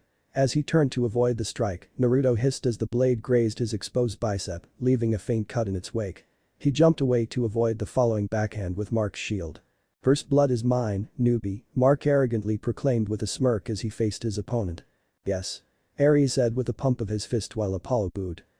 Seems I underestimated you," the blonde mused as he examined the wound. To Mark's and everyone else's shock, it started to steam and heal up a second later. Naruto sent his own smirk in Mark's direction, "Or you simply got lucky. His vidokinesis is rather impressive." Athena stated as she turned to her bow-wielding brother, "You seem to have a gifted one." She complimented. The sun god nodded, "I know, the photokinesis threw me for a loop, but that level of regeneration speed. Nice." Mark's astonishment, matched by those of the other campers, swiftly vanished and he smirked, not arrogantly, but in amusement, "This just got more interesting alright, Blondie, bring it." Giving a toothy grin, Naruto obliged and ran forward, before vanishing in a flash of yellow just before being in Mark's reach. The war demigod blinked in confusion before swiveling his head around, "Where'd he go? You lose something?" A voice he really didn't want to hear that close asked from behind him before Mark cried out as a blade pierced him through the back. Naruto pulled his blade out and quickly drove the edge of his shield into the back of Mark's helmeted head, knocking the teen out cold. The audience was silent before Chiron started to clap. It set off an explosion of cheers. Jason let out a low whistle, he was playing with him. He could have done that all along and be done with. "What's scarier is that we don't even know the reach or speed of that teleportation," he analyzed. "No doubt. Man, if only shadow travel wasn't so tiring," Nico whined a little. Percy nodded as the older blonde seemed to just end it in, well, a cliché term, a flash. But seemed to like to play with an opponent a bit before finishing it. Annabeth was quiet with narrowed eyes, thinking intensely, no doubt about that Horatian move, her boyfriend thought. Naruto turned to face the crowd as he sheathed his sword, smiling and giving a wave, before looking back down at his foe. Kneeling, Naruto put his free hand on Mark's back before he started to softly rhyme. "My father, Apollo. Handsome god of the sun." "Oh, that's a good," Apollo approved with a nod. "Gracious father, Apollo. Heal the harm I've done." A surge of energy shot through Naruto's arm into the wound he caused. The blood on the ground from the teen's front slowly began to seep back into Mark's body, dropping any foreign bacteria it may have picked up. The wound itself slowly sealed before leaving a faint scar, no doubt to leave a reminder of the event. Naruto nodded before looking at his shield and sword on his left arm. "Nicely done," Naruto thought with a smile as the eyes of the fox on his shield glowed a lighter red briefly. He looked up as someone cried out his name. The blonde grinned at an approaching Nico, standing and walking towards the running 10-year-old. Behind him, Lee and Bianca slowly followed, both giving smiles of their own. Nico barreled into the teen, giving him a congratulatory hug before smiling up at him. "That was awesome. Can you teach me how to do that?" "That depends on whether or not you can stick with my training," Naruto replied with a smile, ruffling the boy's hair affectionately, "but yeah." "Sweet," Nico replied. "Sweet." Percy mocked his cousin. Nico scowled and retorted, "How'd he meet Pan?" They both glared at each other. Naruto looked back up as Lee stood an arm's length away from his elder brother. "Damn," he said, getting elbowed in the side by Bianca, "what? There's no other way to say it." "Not around Nico," the girl replied with a frown before smiling softly at Naruto, "that was cool." "That's an understatement," Lee quipped, "whatever you're doing to get that good, count me in." The last time someone made Cabin 5 look stupid was Percy Jackson. Percy swelled with pride. But that was because he made a swirly attempt backfire. And he deflated faster than a balloon losing air. That's mildly impressive, Naruto mused before smirking at his brother, think you can keep up? Hey, if you can do that and come out unscathed, I can handle whatever you throw at me, Lee replied with a confident nod. Naruto gave his own before looking up at the area where most of his siblings were. Training starts in an hour. He declared, making the smiling faces nod his way before he faced a slowly waking Mark. The son of Ares was rubbing the back of his head and was now seated on the dirt ground, his helmet at his right with a discarded shield and sword. A tanned hand appeared in his side and the teen looked up. Naruto gave a small smile, you fought well. Don't get down, I've been fighting kindly ones for years now. Alia and Percy shivered. It was official. This guy had to be some kind of insane if had been fighting kindly ones for years. Then my loss isn't that surprising, the teen muttered before he accepted the hand and got to his feet with determination burning in his eyes, I want a rematch. Some other time, the blonde counselor replied with a smirk, you need to get that concussion looked at. I can only heal visible wounds at the moment. Yeah, I wondered where that cut went, Mark mused as he scratched at his visible stomach through the hole in his armor, tch, look at what you did. Man, I hope Chuck can fix this. Charlie Beckendorf, the head of Hephaestus's cabin, right? Naruto asked with furrowed brows. Getting a nod, Naruto smiled slightly, ah, good. I'm getting the names down. Although I thought a girl was in charge of Ares's cabin. Clarice or something. The Greek demigods broke out into peals of laughter. Her name is Clarice, Mark corrected sternly before smirking, and she'd kick your ass for sure. You're lucky she's on a quest right now. With what we have seen. I don't believe so, Percy interjected with a grin at the thought of that fight. I see, Naruto hummed before shrugging, well, what's done is done. I didn't expect to have to use my old man's gift against you. You're skilled, but that can always be improved. Humph, maybe, the current counselor of Cabin 5 mused before turning towards his brethren and calling over his shoulder, good fight, Uzumaki. Next time, I'll cream you. If you do, I'll eat my shield. Naruto called back with a smirk. He liked that guy and despite his hot-headedness, the temporary counselor was a good person. Naruto turned back to his two charges and his approaching younger siblings while other campers started to leave. The blonde smile fell when he noticed Chiron, Thalia, Annabeth, Grover and Percy approaching. Naruto, please tell me how you got that thing. Grover begged after he pushed his way to the front, falling to his goat-like knees with his hands clasped together, I'll do anything. I'll trim the grass around your cabin, I'll be your personal caddy, heck, I'll babysit on weekends for eternity without pay. Oh poor Grover, Annabeth said in a fit of giggles while she covered her mouth as those that knew the goat boy joined in, even some of the gods chuckling in amusement. The blonde laughed, as did his siblings, before clapping a hand on the satyr's shoulder. Relax, G. I'll tell you how Arcadia came into my possession. It was a gift on my doorstep. Why it was given to me, I haven't the foggiest, Naruto lied smoothly. He knew exactly why he had been given Pan's shield, and it was because of his sage training. Though he may be unable to summon the toads of Myaboku to his side, he had been able to summon quite a few of his father's symbolic animals. Grover sighed with a hung head, damn. The satyr yelped when Bianca kicked one of his legs, earning a smirk from the others and another round of laughs from those belonging to Cabin 7. Hestia nodded in approval of the girl's reaction to those caught swearing. Tyron approached next, still in his guise as a wheelchair-bound man. The centaur crossed his arms and looked at the gathered teens before looking at the blonde before him. The training session, he asked. Naruto nodded confidently. The centaur stroked his beard before nodding, I'll see how it goes before I give my approval. Sounds fair, Naruto said before looking at Thalia, Annabeth and Percy. He glared momentarily at the latter before smiling at the other two. Wow, he really doesn't like you, Hazel commented with a look to the child of the sea god. What can I do for you girls? Really does not like you. Leo chirped with a snicker. Percy frowned, taking note of how Naruto acknowledged him, while Thalia stepped forward with crossed arms. She then extended one arm and poked the teen in the chest, saying, you owe us an explanation, Whiskers. So demanding, Piper joked, getting heated cheeks from Thalia, who pouted at the goddess of love's child. You sure that you don't mean me, Thalia? Lee asked with a smirk. See, even that guy is calling you out on it. Nico jeered with mirth-filled eyes. Shut up Nico. The hunter shouted as she pulled the young boy into a headlock. The two mock wrestled for a bit before separating with huffs. Bringing attention to the fact that he knew something about their relationship and making the other Cabin 7 members snicker. It probably didn't help that Naruto talked about his trip with Annabeth, Luke and Thalia with his siblings, explaining what took him so long to arrive at the camp vaguely. Stuff it, Fletcher. Thalia snapped with red cheeks before rounding back on the sheepish blonde teen in front of her. Well, can't this wait until after the training, Thalia-chan? Naruto pleaded, glancing at his siblings, there are delicate bits I have to leave out. That's what she said. A voice cried from the crowd. All gave a good laugh as Thalia caved into her silver jacket as if she was a turtle, just trying to hide from the mocker. Lee bit on his cheek to keep from laughing outright, along with the rest of his cabin, while Naruto and Thalia turned beet red. The blonde teen whipped his head to face the group. Alright, whoever shouted just made everyone's life a living hell for the next hour. Naruto snapped with a red face, you're gonna get acquainted with my favorite form of tour training. What's that? A curious Nico asked. The blonde smirked at the boy, a smirk that would have made even Hades, Lord of the Underworld, shiver in fear. Really? Hades questioned as he examined the picture and gave a small shiver. The Lord of the Underworld conceded, impressive. Lee silently cursed whatever idiot sibling had interrupted their eldest brother, while Bianca and Nico swallowed heavily. The other cabin 7 members all paled like they had the day before when their brother asked. Percy pitied the gathered group while Chiron sighed. I'll go prep the medical tent, the centaur said as he rolled out of the arena. Good old Chiron. Apollo said with a light-heartening laugh. So, who's next? Leo asked, putting the book down. Zero. Frank had dried off and had decided to relax.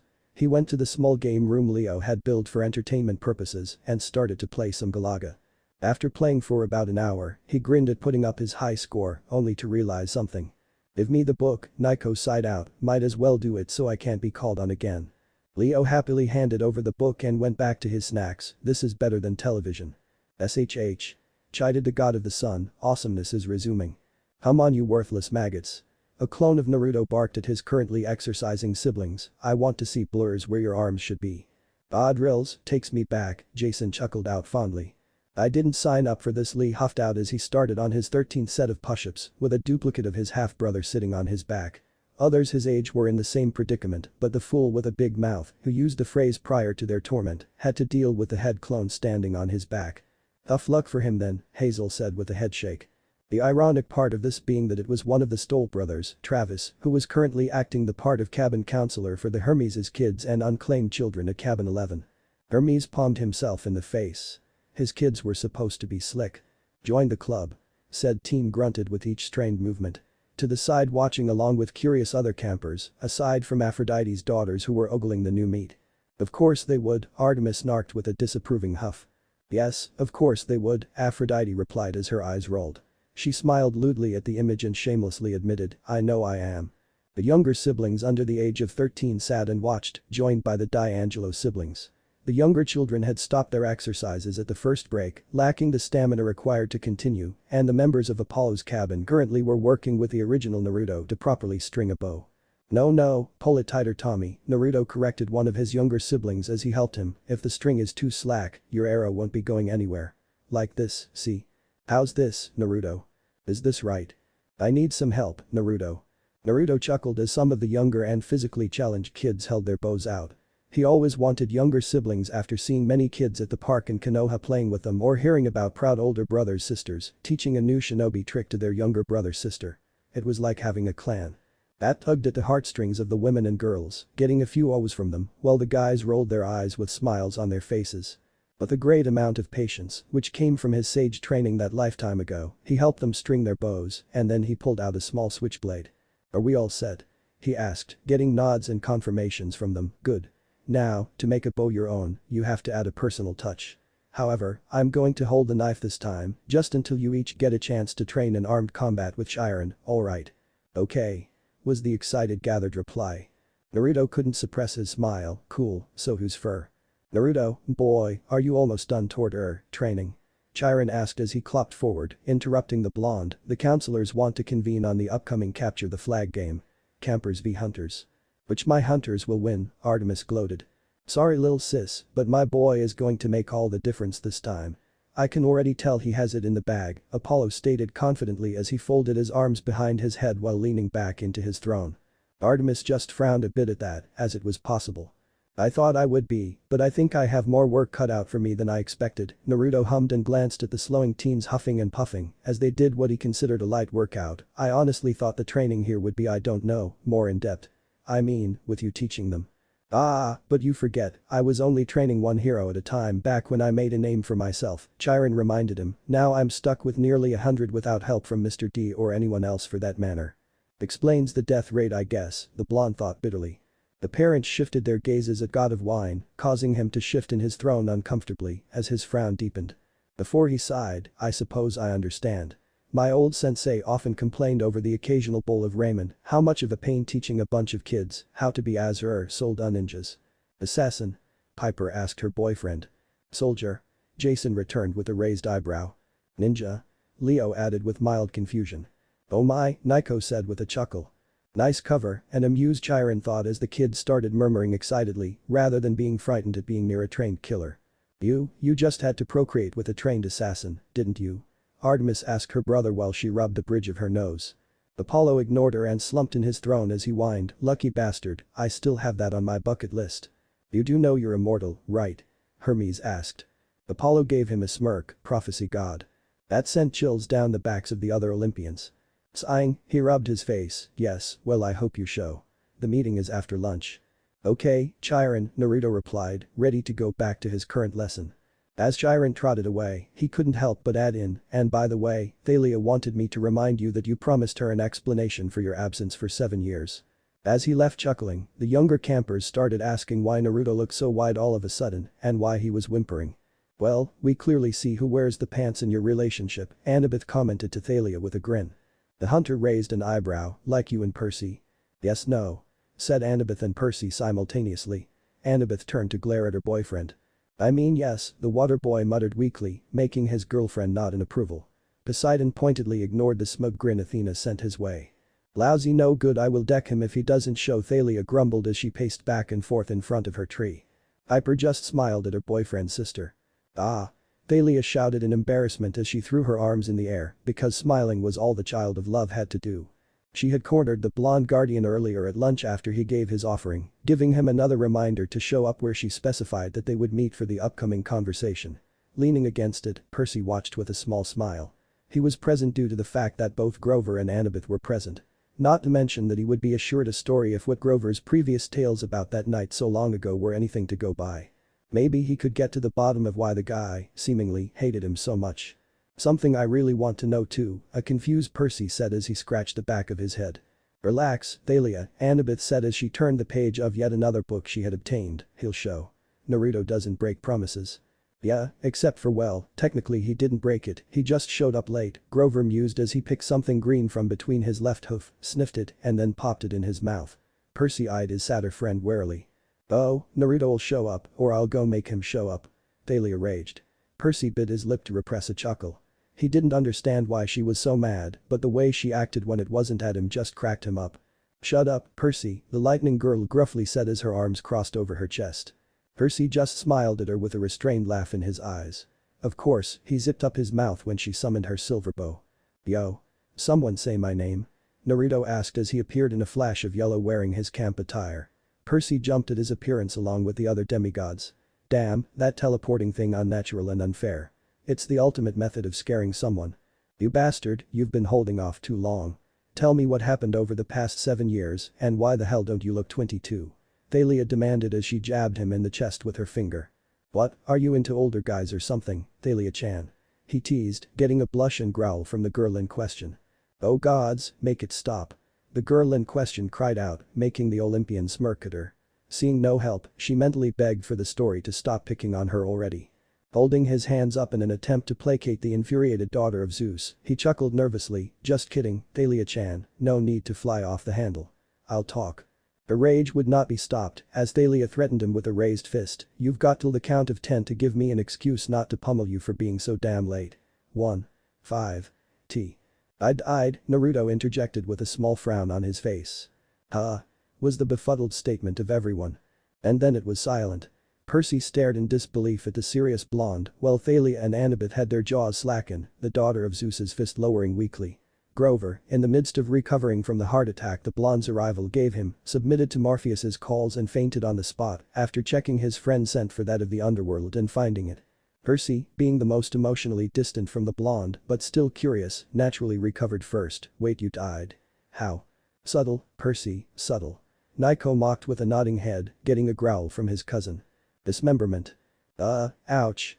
Hazel said sympathetically, as she had died once via volcano. Not fun, so she knew how he felt. Naruto said with a wince as he reached over to his shoulder and rubbed where a scar was, and let me tell you, that was not a great experience, no sir, not one bit. Now feeling just a tad bit green, Percy had to ask, as seriously. Aries rolled his eyes, oh man up Jackson. Yep. My right arm was yanked first after I separated from the group at the state park. Naruto's appearance turned dark, motherfucking bullhead got me by surprise on that front. Then a freaking hound dog got my leg and well yeah I was everywhere. I feel kind of bad for whoever had to clean that mess up. Bear raised an eyebrow, commenting, it is actually surprising how he is just brushing off his own death. Annabeth finally recovered and began checking on his limbs, looking for marks or hints of being done in by such a manner. Up a feel of those muscles Annabeth. The Lady of Doves cheered, getting Annabeth to blush, while Percy gave her a betrayed look. Aelia was still staring at him with a gaping mouth. Percy had excused himself to use the bushes nearby, as that imagery was too much for his taste. Grover was, thankfully, still unconscious or he would have neglected his manners and mimicked Percy right then and there. How did you survive? Annabeth asked, finding small marks along the back of his shoulders that would back up his story. She began to rub her finger over the one on his left shoulder to find that it looked like the aftermath of some stitching and/or searing. I just told you that I didn't, Naruto replied before he slapped her prodding hand away, stop it, I'm fine. I just died before I was supposed to. The Fate Sisters had woven quite the string for me and I wasn't supposed to leave yet. Hell, Shinigami-sama or Thanatos as they call him, just barely convinced Lord Hades and Lady Persephone to fix me. Hades huffed, of course, if it was those three, no wonder he didn't stay dead. I still owe them though seeing as Lord Hades took my alcohol that conniving son of a. The elder Olympians glared at the screen, radiating power. There was a lightning strike nearby and not from Thalia from the way she jumped in surprise. Looking at the sky, Naruto shouted, I was gonna say bastard you egotistical old fart. The elder Olympians dropped their power. Well, all of them save for Zeus did. I am not egotistical. He bellowed.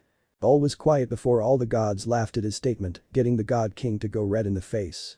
The demigods were restraining themselves, but each had face-splitting grins. There was an unpleasant rumbling, but Naruto brushed it off. His grandfather needed to lighten up. Thankfully, that's why he, his uncle Hermes and his father were there. Damn straight. Hermes and Apollo said as they air-fived with a chuckle. So you died and my undead uncle brought you back after the god of death convinced him to? Thalia asked. Naruto nodded and stuck his hands in his pocket. Yep, pretty much sums it up, he said with a nod before interlocking his hands behind his head, we done. Thalia caught herself mentally admiring his trim midriff. Bet you just want to run your fingers over those, don't you? Hazel whispered to the hunter, earning an angry and embarrassed red-faced glare in return. Hazel found the frightening glare worth it. Before shaking herself out of it and glaring at the blonde teen, no. We are not done. You still have to explain why you only look 17 instead of 22. Naruto hummed and looked at the sky before looking back at her with a mischievous grin on his whiskered face, and he said, no I don't. Yes you do. Thalia shot back, it doesn't make sense. Does it have to? I mean, we are dealing with Greek mythology almost every day of our lives, aren't we? The elder teen countered, and you're the one who's supposed to be what, 18, 19? He's got a point, Percy pointed out. He's got a point, Percy chimed in as he returned to the group. Everyone, god and demigod, looked at the boy who was shifting in his seat a bit from the unwanted attention. Percy, sweetheart, stop doing that, Annabeth chastised, you're ruining the story. An electric blue glare was locked on his form. Oh, stay out of it, bubble boy. Thalia snapped. Oh no she didn't. Hazel commented with oh no girl tone. Percy frowned, or what, porcupine head. Oh snap. Who's going to win? Leo asked. Wanna see what happens when a lightning bolt strikes the same place twice? Thalia snarled. Like your aim is that good, Percy taunted. It wasn't back then, Percy added. I could always use the practice. What was that, soggy boy? Thalia retorted. You certainly need it. You heard me. I will fry you where you stand. Oh, it is on. What happens if I sit down? Bring it. Percy shouted, only to be tackled by his older cousin. Naruto watched the bickering go back and forth with a small smile on his face. This is even better than television he mused before realizing something and causing his smile to widen. Wait. I can use this to get out of here thanks C for Brains Jr. Your timely argument has gotten me an out. Way to go Percy, now we can't hear other Thalia make him talk about plot revelations. Naiko jeered at the scuffling duo before returning his attention to the book. And with that thought, he vanished in a golden flash of light, snapping the duo from their argument. Enough. Zeus shouted, making the two kids stop fighting, but both looked at each other with a promise that this was far from over. Annabeth, who had moved to check on Grover, sighed and rubbed her head. Great, now we'll have to hunt him down for answers later. Right now we've got to get to the council meeting. This isn't over, Barnacle boy. Thalia growled to her cousin. You're right it's not, Electra. Percy retorted after faltering on a good comeback. Fail. Leo stated in disappointment. Thalia 1. Seaweed brain 0. Annabeth sighed out as she helped Grover up before facing her fellow demigods. Percy, Electra was a dramatic heroine and had nothing to do with lightning. That and your delay cost you the win. Now that that's settled, let's get a move on. Naruto leaned back with his arms crossed and a smirk on his face as Travis Stoll glared daggers at him, looking ragged and exhausted, while his twin Connor kept making jibes at his brother's predicament. As a twin should, Apollo chuckled as he looked at his twin, who scowled at him in return. Lee, who had managed to clean up somewhat, was talking excitedly to Mark Andrews, who had some respect for the children of Apollo for their endurance in their training, and Katie Gardiner, who kept stealing glances at the younger blonde son of Apollo. Another one? Piper asked. Now dear, he can't help it if he's that charming, Aphrodite said. Demeter nodded in agreement. She liked the boy now if only he wasn't working for her brother. Charlie Beckendorf and Selena Beauregard both sat on Naruto's other side, placing him opposite of the Stoll brothers, and whispered to each other about the new counselor. 3 chairs remained open for Annabeth, Percy and Thalia, who entered after 15 minutes of waiting.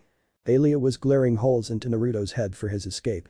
The blonde merely sent her a teasing kiss in return, feeling a bit flirty like his father. Oh yeah.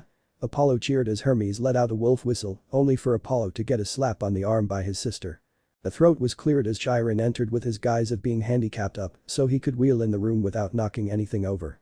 This meeting, which has been called in order to prepare for the upcoming Campers v Hunters Capture the Flag game is now in session, Chiron began formally, before dropping the formality and asking almost pleadingly, anyone got any ideas? Poor Chiron, Thalia said with a shake of her head, it was a pitying sight really. I say we ask the new guy, Mark said with a grin as he glanced at his self-proclaimed rival, what'd you say, Blondie? You got a plan? You say something Mark. Naruto asked while pretending not to be paying attention, getting a growl from the team that had asked. The blonde then chuckled, just kidding. Yeah, I could think up a plan, but I don't want to. And that's not the first issue we should address. Our first issue should be to determine a captain. And our folly returns to our faces, Thalia commented as Percy nodded and sat in agreement. Rule 1 against the hunters, never co-captain. We need someone that can stand against Zoe, seeing as she is usually the one to get the flag, Annabeth mused, getting frowns from several faces in the crowd. I want a crack at her. Mark proclaimed with a grin, she's a good fighter. No way, I've got first dibs. Thalia growled as electricity danced around her eyes. Sit this one out, Thalia, we'll take her down, Connor said with a grin. Patented sabotage for the win. Travis chimed in as the brothers high-fived. A sharp whistle broke up the argument before it could really begin, and Naruto lowered his fingers from his mouth, thank you. Now this is why you all keep losing every time you're challenged. Geez, Chiron, you seriously need to take another glance at your training schedule. I just got here and I can tell their teamwork is atrocious. The cabins do fine when it calls for it, Chiron said with a frown, I fail to see my. The campers looked at their primary protector as he gained a look of horror and of enlightenment at the same time. He slammed a hand onto his head. How did I miss that? I've trained countless heroes. I've prepped soldiers for war. How in the name of Olympus did I miss it? Chiron moaned as he began to rub his head with both hands. Naruto chuckled. Don't worry, Chiron. If it had been Annie's mom or even my dad helping you instead of Mr. D, you'd have caught this sooner, the blonde said consolingly as he stood and patted the centaur on the back. That explains so much, Annabeth said in a whisper. She then asked herself loud enough for the others to hear, how did we not see that? He then looked around, speaking of the god, where's Mr. D? He refused to show when I said you were coming, Chiron groaned out. Wow D, hiding from a kid now? Hermes questioned, getting a bloodshot glare in return from the purple-faced god. Ugh, so stupid. How? As the centaur began to trail off into mumbling of disbelief at himself, Naruto got the meeting back on track, so okay, we know that our biggest problem is our lack of teamwork outside of our own cabins and quests, right? The grudging mumbles of agreement passed through the room. Naruto sighed and rubbed his forehead, that doesn't make it a bad thing. It happens, trust me. If you had seen my team prior to my arrival in the States, you'd be amazed at what I got done. What's that mean? Annabeth asked, curious of the enigmatic history that followed her fellow blonde and friend. Never mind. Look, we need a plan for the game, and if we want to win, we got to pull our egos out of the equation. Nice way to deter background, Piper said with pursed lips. Dang, she really wanted to know the guy's past. Her inner dramatic was acting up.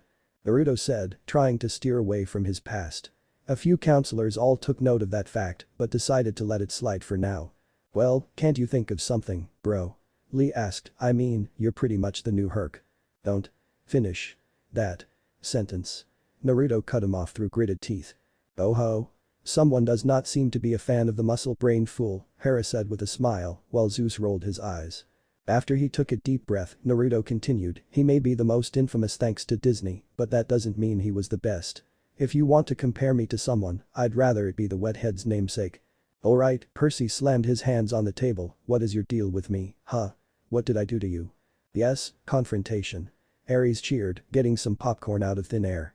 You didn't do anything to me, Naruto said coolly as his eyes met the demigods, it's what you're not doing that pisses me off. You're literally running around off the luck of an idiot, trust me, I know what that's like, making those who trained and completed quests look like amateurs. You even have the gall not to even bother bettering yourself. He did not just say that. Percy yelled out in anger. Oh yeah he did, Naiko chuckled. Shut a death breath. Naruto slowly stood with his knuckles pressed on the table, leaning forward and speaking softly, let me tell you a story about someone blessed with luck.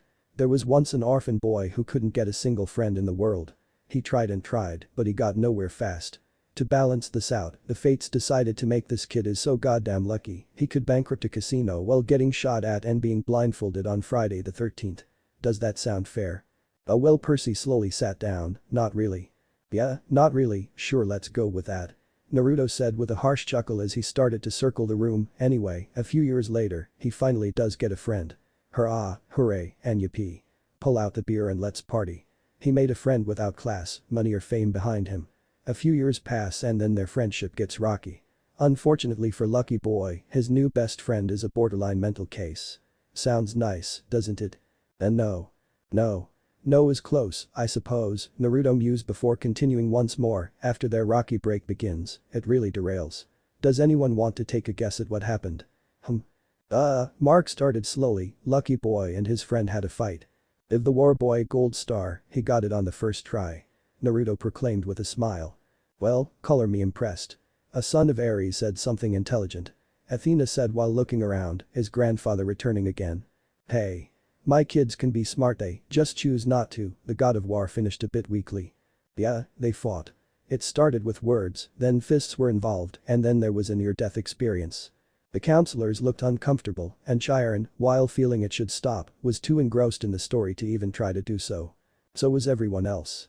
Naruto smiled softly. It was sheer luck, that Lucky Boy managed to avert the blow aimed for his heart at the very last second, putting the hand through his lung, the blonde said before his voice turned gravely serious as he stood behind the 13th chair at the table, let me make this perfectly clear, Percy Jackson. Either you start to give a damn about what you do here and what you're supposed to be learning, or I'll make sure that by the time I leave this camp. Naruto suddenly pulled one of his kunai out and impaling it into the table, glaring at Percy, while the other counselors jumped. Your luck will run out. Best death threat ever. Naiko said in a praising whisper with wide-filled eyes. Percy felt sorry for his other self right now. Was the last foreboding statement said on the manor. Naruto looked around at the frightened, alarmed counselors before looking at his shaking head. Sighing and running the hand through his hair in an effort to calm down, Naruto said, well, now with story time over, let's get back on track, shall we? Who wants to be captain?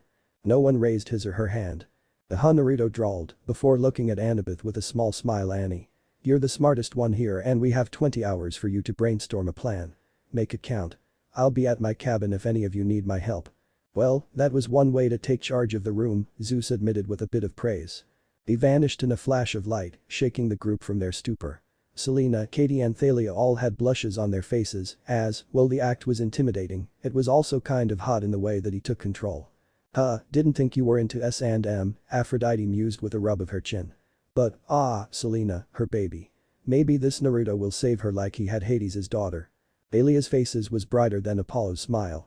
Annabeth, who was stirred at her name being called, was brainstorming multitasking as to how they could beat the hunters and who exactly Naruto was in his story because it sounded too personal to be made up on the spot based on his emotional reaction. Excellent eye, Athena nodded in praise to her other daughter. Mark, Lee and Charlie each had found a new role model rival at the camp while Percy, Connor, and Travis were trying to keep their cool from the implied death threat. Okay, so first question, Mark said after a moment of silence, is he gonna be a year-rounder? 'Cause I want to hear his horror stories if that was a moral one. He does bring up a good point, Leo muttered with a hum. Come in, Naruto said to whoever knocked as he punched a large bag he had hung in the corner of his room. His story brought back several unresolved issues, and he was now taking it out on the poor punching bag well, the third poor punching bag if the 2 wrecks and sand covering the wooden floor were anything to go by. Are you alright? Chiron asked as he ducked his head to enter while in his true form, you left everyone in a shock with your tail. Yeah, I figured, Naruto said between grunts as he continued to take his confused aggression out on the poor sack. He finished it off with a jumping spin kick that tore the bag open and caused it to spill out over the floor. Panting, Naruto looked over his shoulder at the surprised centaur, I'm fine. Thanks for asking. Oh, of course, Chiron said once he got over his shock. Shaking his head, he frowned, Naruto, I know it's a lot to ask for, but go easy on Percy. He's part of the prophecy, yeah, whatever, Naruto finished with a frown as he unhooked the punching bag and replaced it with one that appeared in a black fire, so are Thalia, Nico, and Bianca in case you forgot. Chiron frowned, true, but the Angelo aren't near their 18th birthday. Wait, what? Percy, Thalia, and Nico exclaimed in shock. The gods and goddess were murmuring between each other. The age of the great prophecy was 18 in this other dimension. Agreed. However, technically Thalia-chan is past hers and Jackson still has 4 years before he's 18, Naruto spat as he steadied the bag before he resumed pummeling it. He raises a good point, Thalia said out loud, she may have not even needed to join the hunters, but she was still happy to be with them. She looked at the screen, could her other self really have a chance to be happy and maybe find a guy? Or rather, be with the guy she clearly likes. As he punched the large sandbag, the blonde continued, if I've learned anything about prophecies, it's that you can't avoid them, you can only embrace them. Olympus will thrive or fall whether or not it's this generation or the next. Coddling Jackson won't help in the long run, it will hide the truth from him and he'll try to avoid his fate. Percy squirmed, he had felt that way before once he found out about the full great prophecy. Is that so wrong? Chiron asked with a frown. Yes. Naruto replied as he punched the bag hard enough to make it sway.